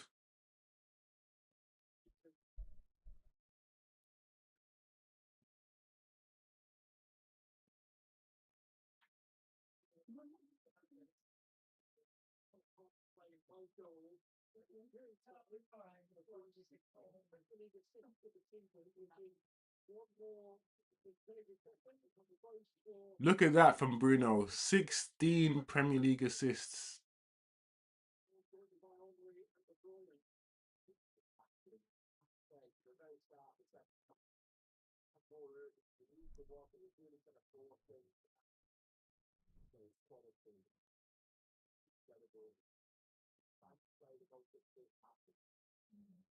Well done, Bruno.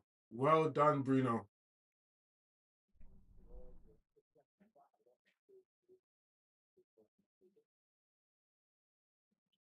Well done, Bruno.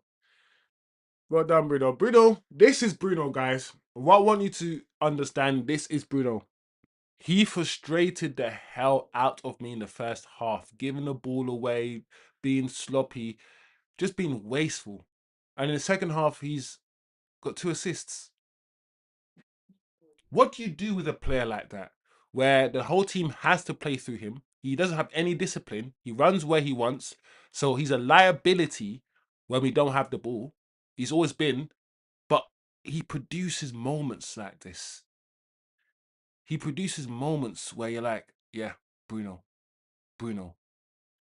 He's such an enigma, Bruno.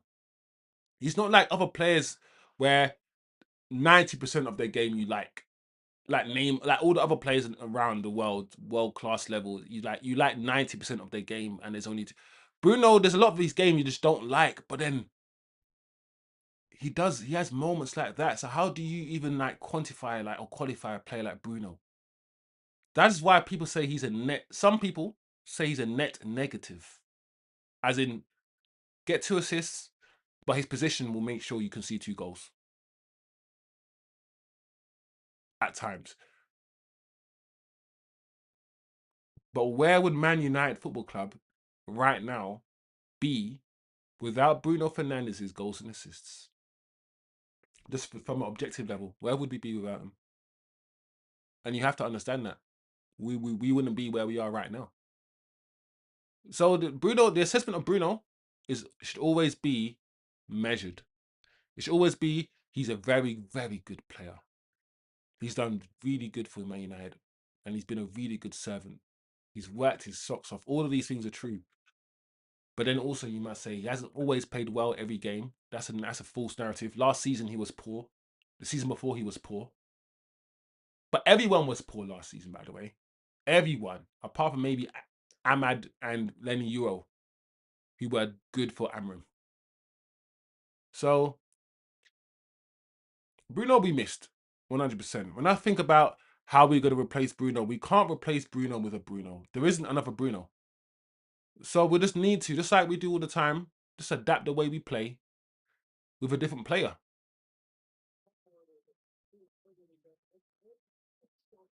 Because the way that the football is going, a player like Bruno 3 or 4 years ago for me was more of a liability. But as I've seen the quality of the league decrease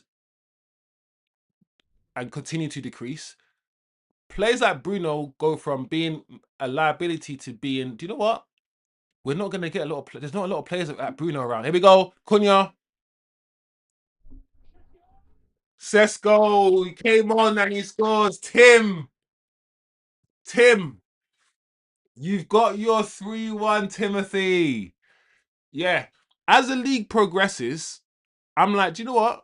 Players like Bruno have become even more sought after because I feel like the quality of footballers around has decreased so bad that Bruno's one of the best players. I mean, you could argue he has always been one of the best players in the league, but the quality of the midfielders around and the quality of footballers around have decreased. So Bruno now looks even more valuable. Before it was like, let's sell Bruno, get rid of him. Yeah. But now it's like, do you know what? Where are we going to find another Bruno? Where? Where is this? Where is this other Bruno? So, mate, listen. Like I said, it's an interesting conversation to have. People change their minds all the time. We went from we should sell him in the summer, absolutely sell him in the summer, to now look at Cunha doing a jump. Well done, Seth's goal.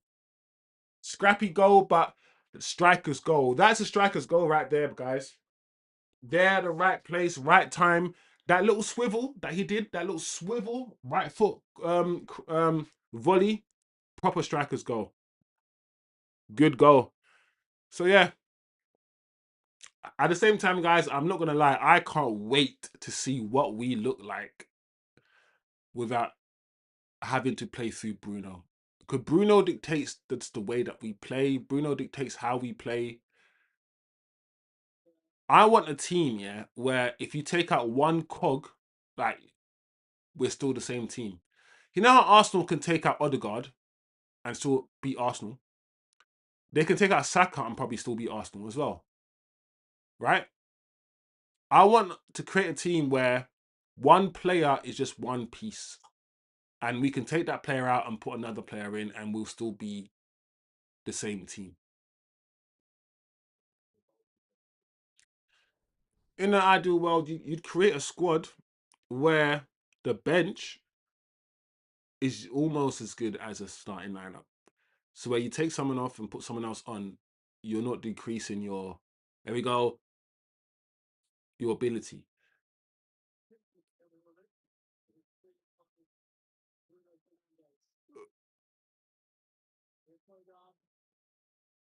Ahmad almost got the ball back there. Ahmad almost got the ball back there. Tim said Bruno is a wonderful player. He is. Bruno's a good player, man. I like Bruno.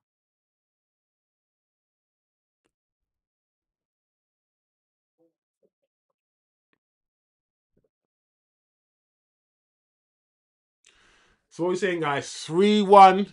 Tim came up trumps in the end, bro. I was like, Tim, we might win 3-1, but yeah. That 1-1 though, the 1-1 it was looking quite doubtful. But we managed to turn this game around, lads. We managed to turn this game around. And now we can the next enjoy the next 7 minutes. Yes, Sesko. Ah, Benjamin, bro. Benjamin.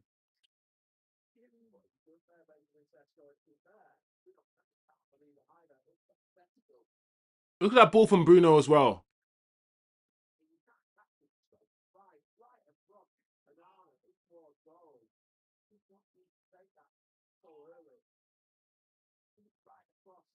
I can't believe Sesko did that. That is crazy what Sesko just done. I don't get why. I don't get why that ball from Sesko was played with his right foot, guys. Guys, can you explain to me why Sesko in that position, one, didn't keep running and shoot because he could have kept running. He was in front of the defender and he did the right thing. He cut across the defender. So he was in front of him, cut across him, go in and shoot, just like Cunha did, right foot, inside of your right foot, far post.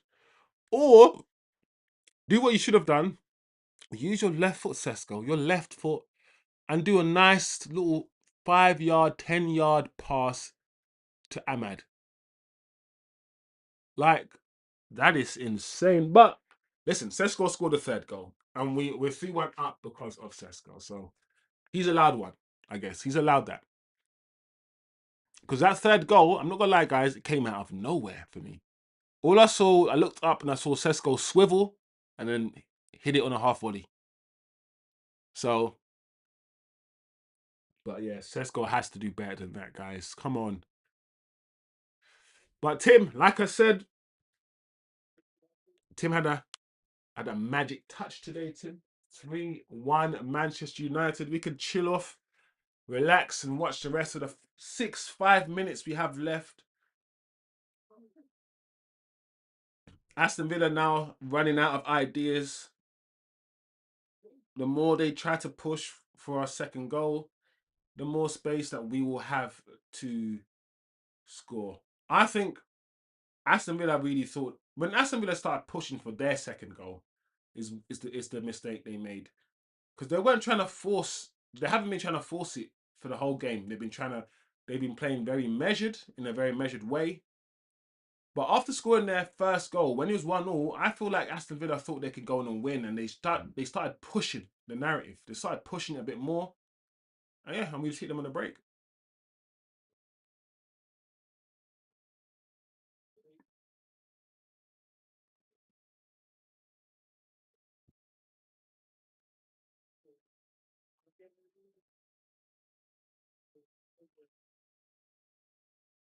Well done. No, Ahmad.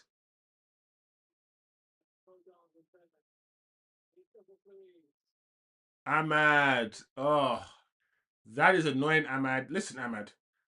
I gotta be 100. I gotta keep it fair. That was poor, bro. That was poor from Ahmad. Why did he do this? It's the lethargic way he passed the ball as well. It was just not. Oh, that's the worst thing Ahmad's done all game. Since that moment, Ahmad's had a decent game. Kept the ball well, been very precise with his movements, pressed, trapped back, did all those things. But that pass there was absolutely crazy from Ahmad. So it looks like, guys, all that talk about, what was the Newcastle result? Was it a blip? Oh, here we go. Aston Villa. The result was a blip, and it looks like the performance was also a blip because this game we have played much better than against Newcastle. Much better. Our intensity was greater in this game. Uh-oh. Game's not over yet. The match is not over. Good. Lemons. Our aggression, our intensity, our fight was much better in this game against Newcastle. I still can't believe that we lost against a 10-men Newcastle team.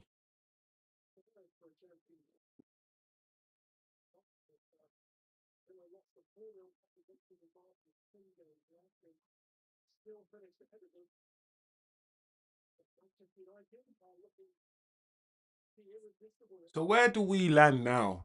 After winning this game, are we still in third? I know Chelsea lost yesterday. What's Liverpool doing? What's Liverpool doing?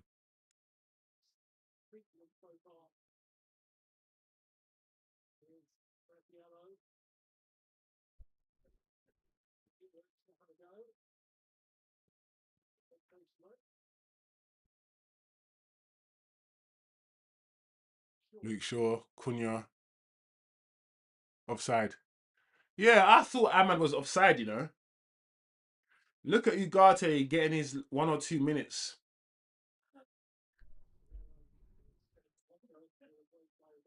Also, guys, and I'm gonna keep mentioning this as long as Casemiro keeps playing.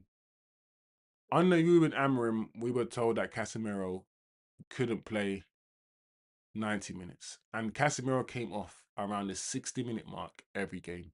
And maybe he couldn't play 90 minutes playing the way Amorim played, as in playing the expansive way, playing in a two-man midfield, having to press. Maybe he couldn't play 90 minutes playing that way, which is fair. I haven't analyzed it that deeply. But on the surface, what I've seen is the fact that this man has now played 90 minutes in almost every single game under Michael Carrick, to the point where to the point where Ugarte is the only other midfielder who's ever had any other minutes, and Ugarte's minutes are like 20 minutes or something for the whole season.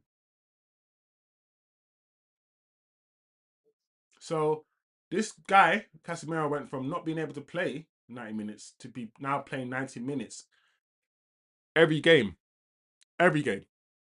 That's why it's important to understand that managers and coaches, they lie.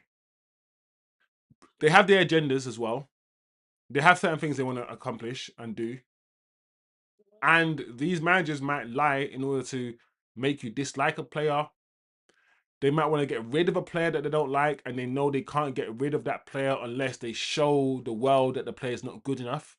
So they create conditions for that player not to succeed. They tell lies about how badly they're training, that they're not training well. All these things just to get like, sometimes a manager clearly doesn't get along with a player. Ruben Amram didn't get along with Kobe Manu as a person. There was a falling out. And Ruben Amram wanted to get rid of Kobe Manu because he understood the power Kobe Manu had. He was a Manchester lad, all these things, and he thought, listen, I need to get rid of this guy. Right? And therefore wanted to orchestrate an environment, a situation where we could get rid of him. Say things like, it's either Bruno or Kobe. And nobody's going to choose Bruno over Kobe. I mean, Kobe over Bruno. So that was one way.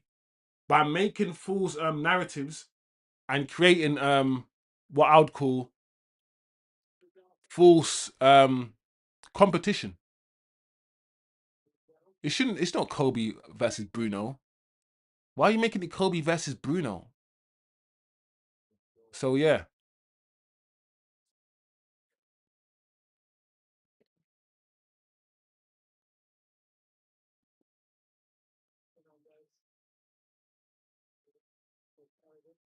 that could have been for Ahmad right there.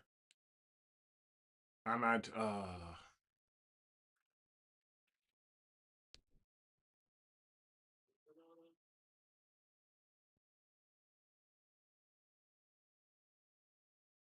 Tim missed the goal.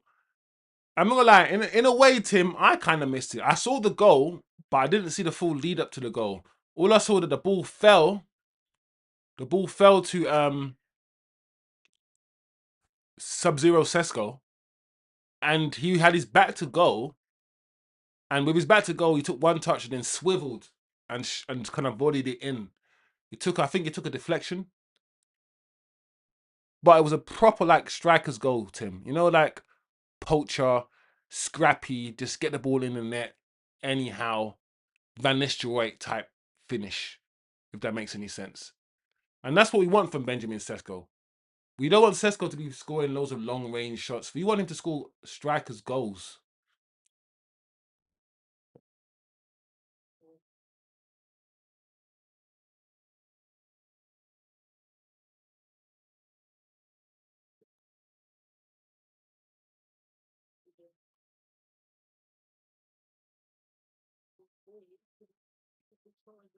I missed the goal. Had to get ready to go somewhere, but I could hear you. Big up, bro. Enjoy your day, man. It's a good way to start your day. Manchester United winning successfully. The result that you called literally a few days ago. Go out, man. Enjoy yourself after a win. There's no better feeling, man. Watch your team play football, win your game, then go out, have some fun.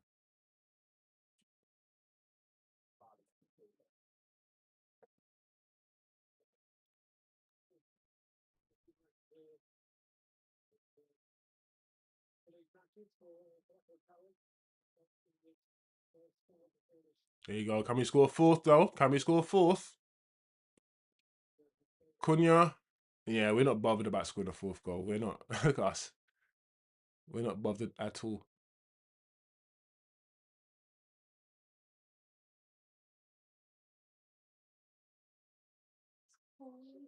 It's Carrick.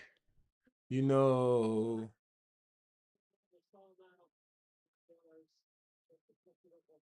I'm mad. Oh, even that move right there, man.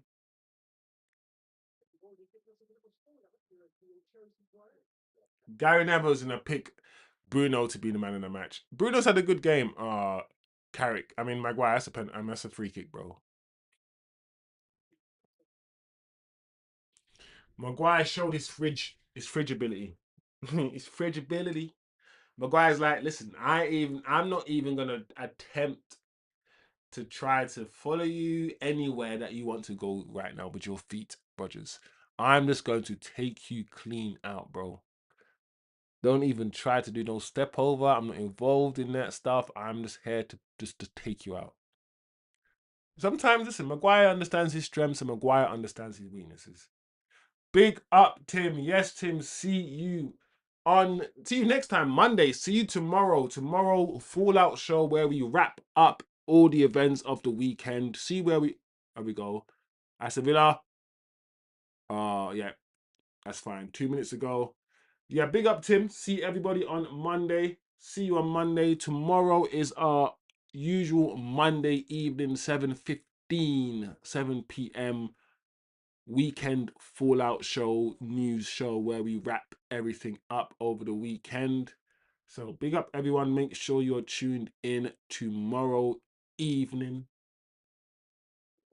We literally have just over a minute of added time left of this game. United are going to win at home against Aston Villa 3-1. All in all, you know, looking at the balance of play, chances created, territorial advantage. I use the term territorial advantage because having possession at the back, having Maguire and Lenny Euro having 90% possession isn't it's just possession for possession's sake. Territorial advantage, it for me means a team has had more possession in dangerous areas and therefore is more threatening. And I feel like we've had the better possession in dangerous areas and we've looked the most threatening. So we've had a territorial advantage. We played better in the end. We've had we wouldn't have said that in the first half. Oh wow, Villa should have scored there. It should have been 3-2. I can't believe Villa didn't score there. What are United doing? United look all over the place last few minutes of the game.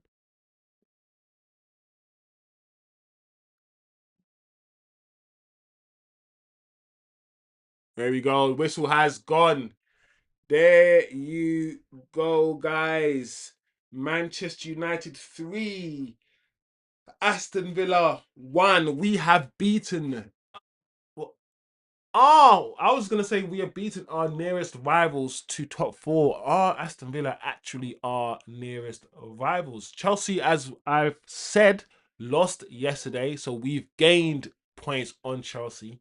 I don't know. Did Liverpool win yesterday? What was Liverpool doing yesterday? Or are they playing today? Liverpool play at 4 o'clock against Tottenham. Yeah. All right. So let's see the league table then, guys. So we are very in a very handsome position. Liverpool have a game in hand, and Liverpool will probably beat Tottenham. So, assuming Liverpool will beat Tottenham, Liverpool will be on 51 points. They will move up to fourth, Liverpool, and they will be 3 points behind Manchester United. I strongly believe now, guys, that Arsenal have won the league. They're 9 points clear of City. 9 with only 7 games left to go. So for City to make up that gap, out of the 7 games, Arsenal will have to lose 3 of 7. And Arsenal haven't. I don't think Arsenal have lost 3 games all season. So for Arsenal not to win the league, it will have to be in a capitulation like no other we've ever seen in the history of the Premier League with 7 games left. And that's not happening. Not with this Arsenal team. Not with the set pieces, not with the ugly way they play football. And I pray that after Arsenal win the league this year, no one remembers this year. I pray this will be a year that Arsenal will talk about forever. And we will just keep saying, listen, you won the league because the league was shit. Man City were shit. Liverpool were shit. Chelsea were shit. Man United were shit. Tottenham have been abysmal. Everyone has been absolutely abysmal this season, including Arsenal, actually. And the reason why Arsenal have won the league and will win the league is because Man City don't know how to score from set pieces, and Arsenal do. Arsenal will always have that set piece thing to pull out, that hat to pull out, right? So Arsenal are going to win the league, followed by Man City. We will be, after the end of today, 3 points away or in front of Liverpool. 3 points in front of Liverpool and 6 points in front of Chelsea. I no longer think Aston Villa are a threat to top four. I think I think Liverpool and Chelsea are. Depending on Liverpool and Chelsea's run, I don't know. Chelsea just lost yesterday. Liverpool could lose today, but I can't see them losing at home to Tottenham. Tottenham are now sitting in 16th place, bro. 29 points. Level on points with West Ham and Nottingham Forest, but they've got a game in hand, Tottenham. 29 points.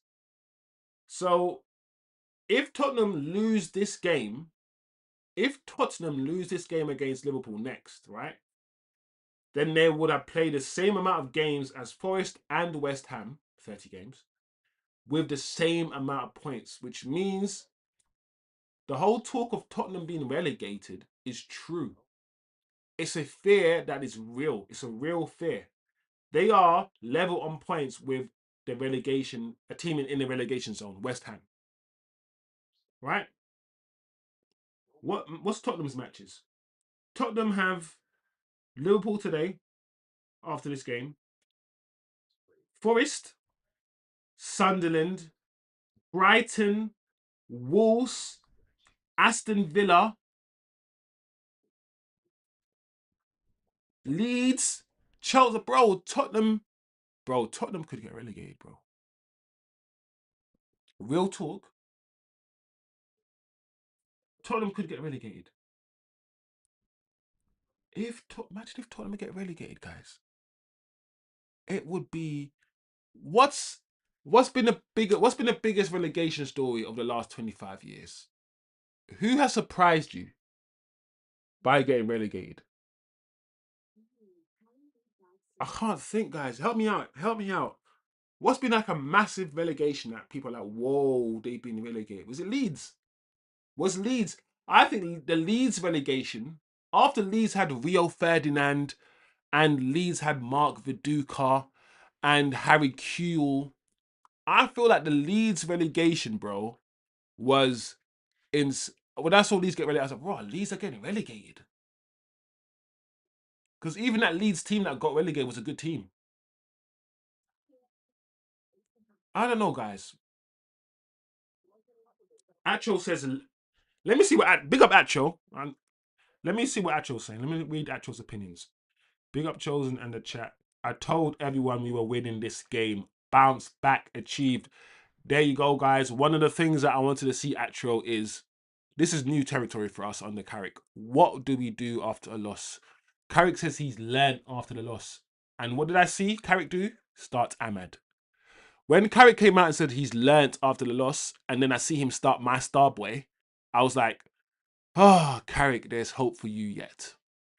And I'm not going to lie, Bruno, second half, he turned up. But 90-minute performance, a whole 90-minute performance, Ahmad is up there.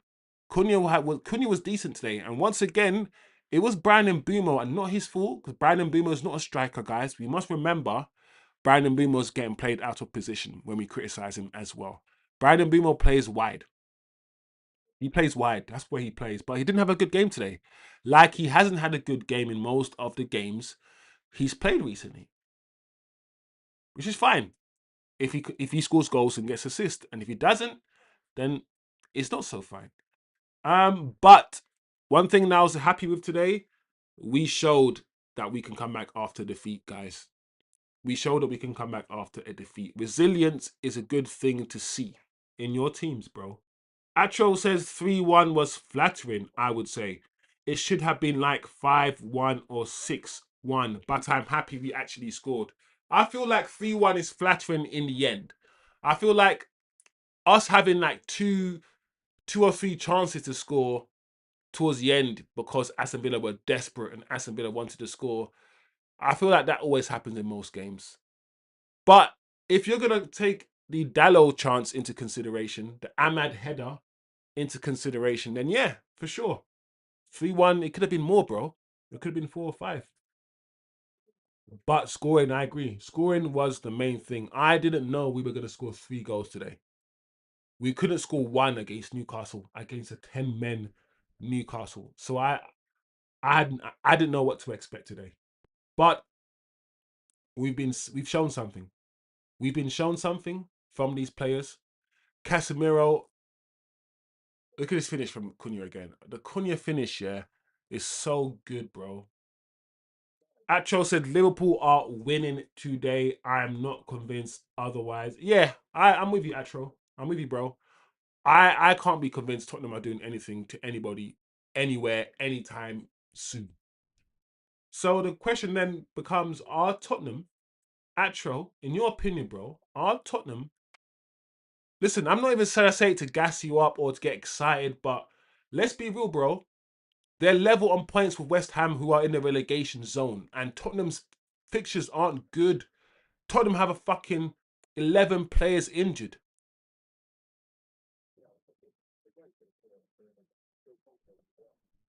Acho says, I've accepted two things at this point in the league. Arsenal winning and Tottenham getting out. There you go. Acho says Tottenham will be relegated. Wow. Leicester. Yeah, I agree. I'm trying to find Leicester. Do you know what, Acho? I forgot Leicester got relegated this season. The season straight after winning the league. Yeah, yeah. Acho is right. That was crazy. That has to trump everything, surely, bro. You win the league, and you can argue Leicester shouldn't. Leicester have no right winning no damn league, bro. They didn't. But they managed to win the league, and then the next season, directly after that, they get relegated.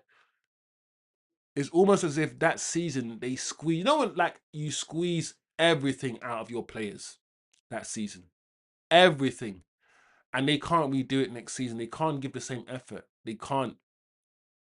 That, guys, is what's going to happen to Arsenal. Mark my words, guys. The way Arsenal play football, it cannot be replicated next season. It can't. Two things are going to happen. Either the Premier League are going to have to wise up to the set piece bullshit, or the teams are going to adapt. Saka's not the same. Listen, Liverpool, Arsenal are going to win the league by default. Arsenal, they've spent a lot of money. They're not going to buy players. This season, this summer, Arsenal are going to have to sit there and watch other teams buy players and close the gap. I can't see Arsenal doing this again next season. I can't see it. I feel like this season is a season where certain players get run to the ground.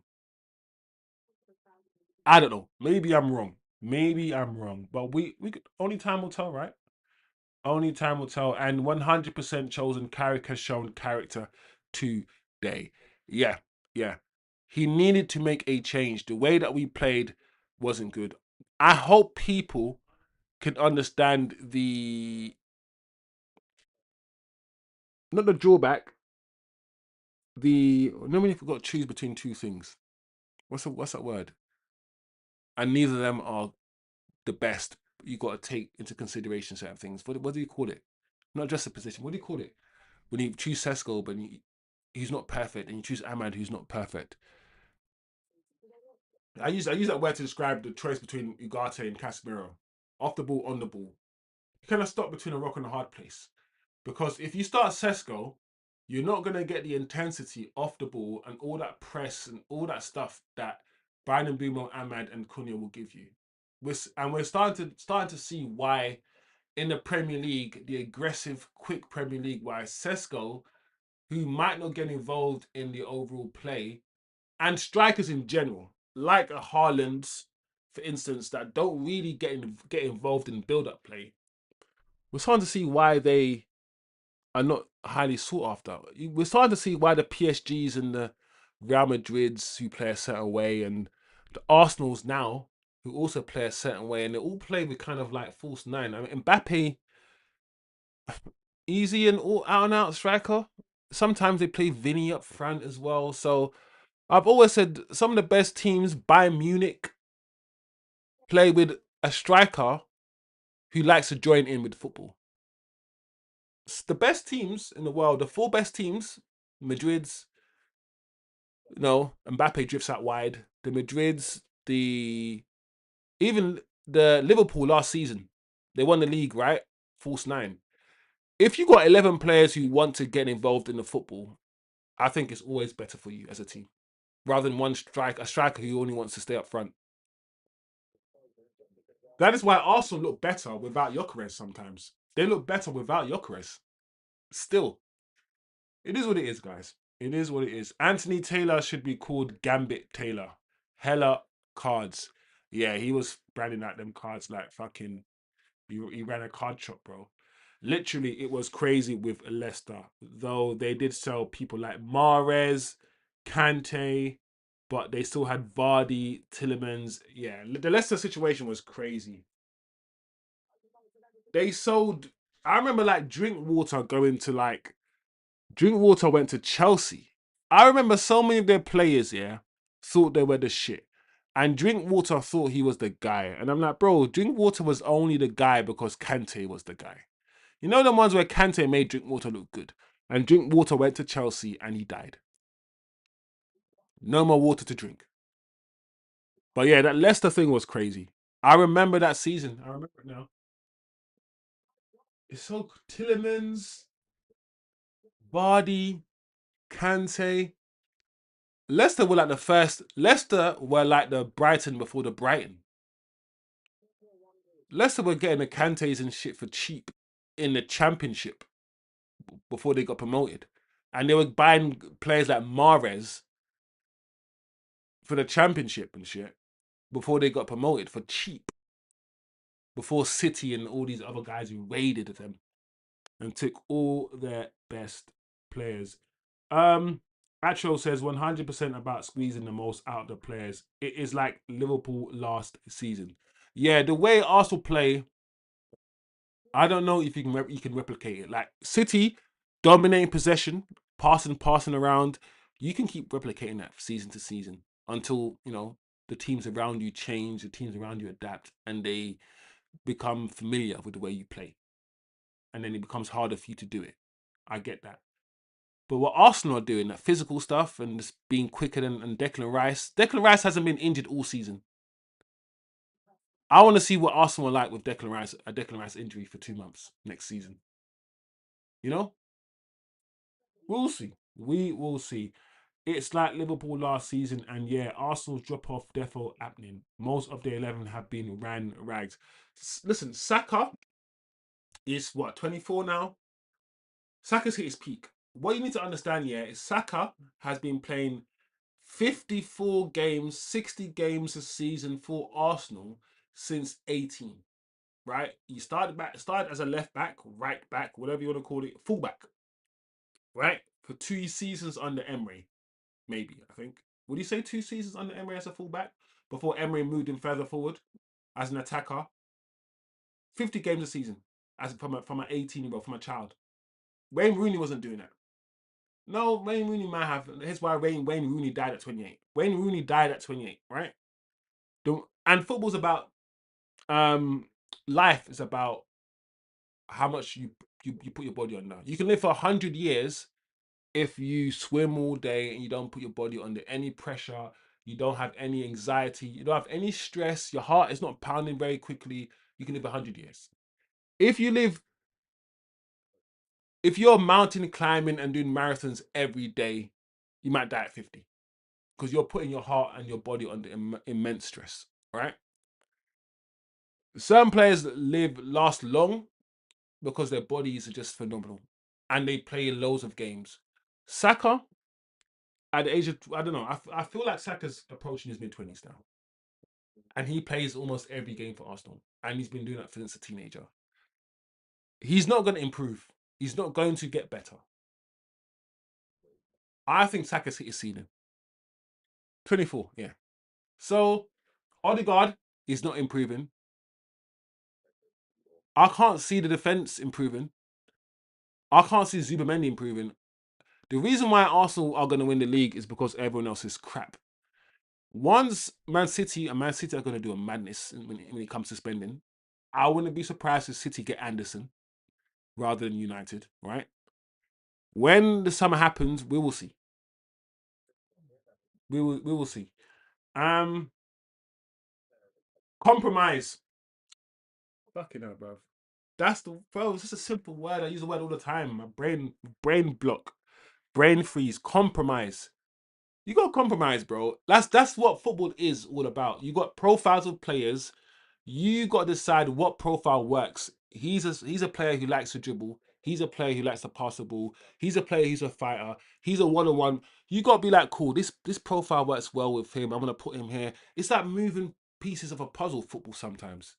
Sometimes you have a striker who's really good in the air, and you have another striker who's really good with the ball to feet. What kind of game are you playing? Who's your opposition? Who are you playing with? Because if you're playing with a ball to feet striker, then play him with a midfield who will fizz the ball to his feet. Right? And I'm watching the build up to the Liverpool game. It looks like Rio Ngomoa. Listen, England are taking all these Africans and Caribbeans, bro.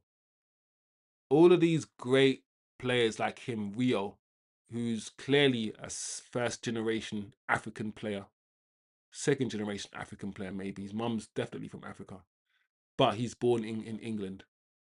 And I always got to remind English players, bro, the brain drain is real. You take the best and the brightest of the world, and of course you're going to take them because the best and the brightest in other countries are going to come here because this is where the money is. All the money is in these countries. So you're the best and the brightest academically or sports wise or musically, whatever field you're in. You're probably going to leave your home country to go to where the finance is, where the money is congregated. Look at the France team. The France team is basically West Africa. It's Congo, Kenya. Where's Pogba from? His family. Where's Kante from? Where's all? I think most of the French team is West Africa. I think at least Ivory Coast. You know, Cameroon. Mbappe's from Cameroon, and you can tell Mbappe's from Cameroon because he looks like Mbumo.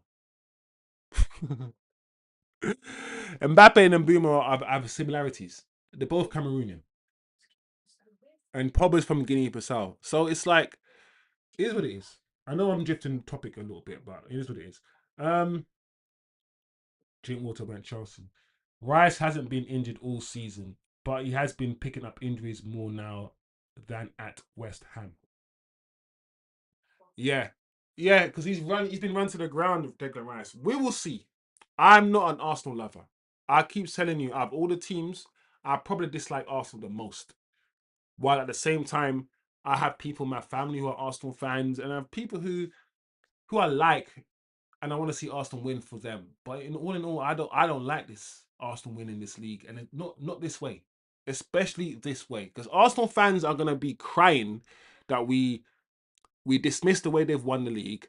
They're gonna cry and they go, listen, doesn't matter how you win, as long as you win, which is true. That is true.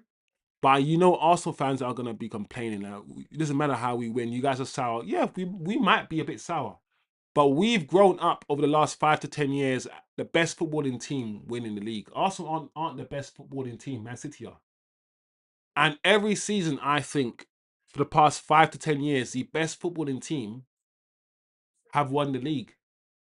The team that plays the best football have won the league. Arsenal don't play the best football. They just manage to score goals and win games. So, and the thing is, Arsenal fans would admit this to you. Arsenal fans will say to you, "I'm bored watching Arsenal." So well done, Arsenal, man. Well done, Arsenal. But your football is shit. Understand that. You understand it. You know it.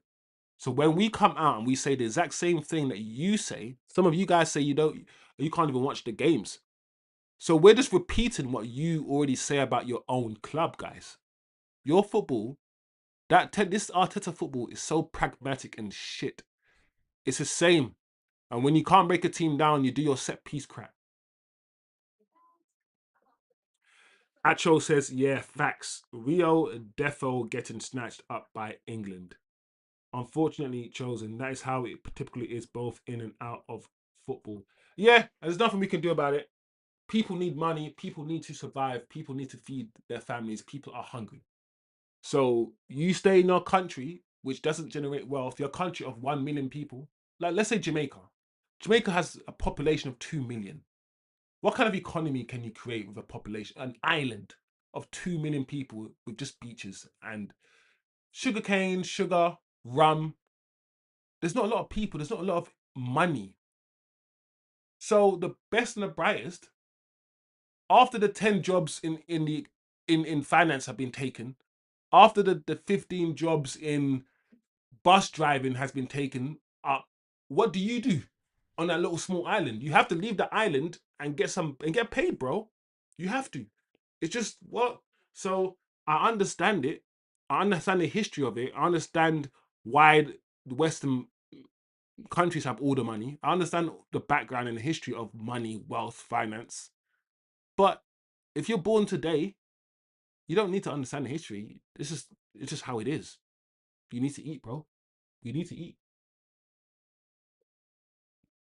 Mbappe's mom is Algerian as well, says Atro. There you go. So it's this talk, yeah. When it's very interesting when they try to say things like black players, black players, black players, and I'm like, bro, what do you mean by black players, bro? Or African players? No, no, no. Let me reword it. Not black African players. When the conversation is, will Africa win a World Cup? Whenever anyone asks you, will Africa win a World Cup? Just tell them they won the World Cup literally 8 years ago. France did it. Because when you look at that France team, despite all of them having a French passport, they're all, apart from that little one speck of Griezmann, the one speck of Griezmann and one or two other players, 90% of the French team is African.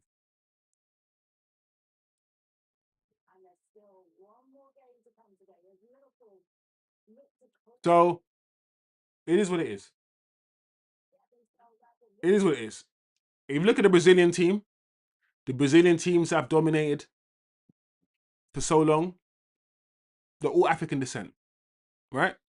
Ronaldinho, Ronaldo, Cafu, Roberto Carlos.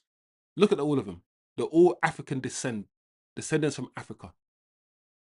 Rivaldo, maybe Kaká wasn't. Kaká's one of the palest Brazilians I've seen. But the whole most of the Brazilian teams are just African descendants.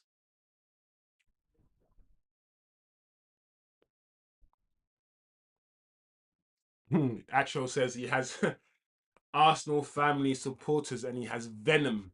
Bro, I've got the most of them. I've got venom, bro. I've got the Spider-Man venom. I've got that kind of venom inside me, bro. I'm ready. Eddie. That's what I've got, bro. Yeah. Even when France won it ages ago, even when France won it, Thierry Henry, Trezeguet, they had Mars Desai at the back. They had Macal. Is it no Makalele? Makalele French, bro. Help me out. Makalele, bro. Either way you look at it, the brain drain is real. The brain drain is when the best and the brightest of any category, whether it's sport, whether it's business, fine, whatever it is, leave their home to seek a better life. Yeah. Improve the place that they're going to, improve the Europe, improve America, while at the same time their home is degraded. If they had stayed home, they might have improved their home, but they maybe individually might not be benefiting because of economics. The economics in their home countries is not the greatest. So this is what happens. This is what happens in all areas of life. Yeah, Makaleli. So France, we understand. Listen, if we're gonna go deep and beyond football, we're gonna have to talk about colonization and the French. My God, bro. England, have been worse. We understand that, but the French, especially right now with the franc, the French currency, Burkina Faso, and their ties, still right now they're using. I can't say this on stream. SLAVE. They're still using a form of that to control a lot of African countries. The immigration into France from the colonized countries is still very high. France are still doing very shady things right now as we speak to certain countries that they have previously colonized. Anyway, we are off topic. I'm gonna do my match reaction now, guys. Big up everyone. Acho, my guy. I feel like we can chat about anything, Acho.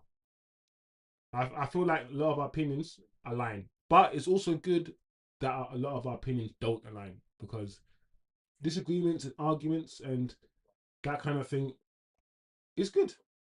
It's good. We learn from each other, and it creates good viewing as well. So big up Acho, big up Turkish, big up Tim as well, big up everyone. I'm going to watch the Liverpool versus Tottenham game like you guys, are probably going to watch it. I'm going to chill off for the rest of the evening. Big up Orhan, Easy Sport as well, and T Kizzles who jumped in at the beginning. Remember to smash the like. People, subscribe if you're new, share the video, all that fun stuff. We will be back here tomorrow evening, 7:15, for our wrap up, our weekend wrap up show where you guys can talk about whatever. You guys set the topics and we have a chat, and then yeah, we'll keep it moving. Big up everyone, have a good day, and I'll see you guys next time.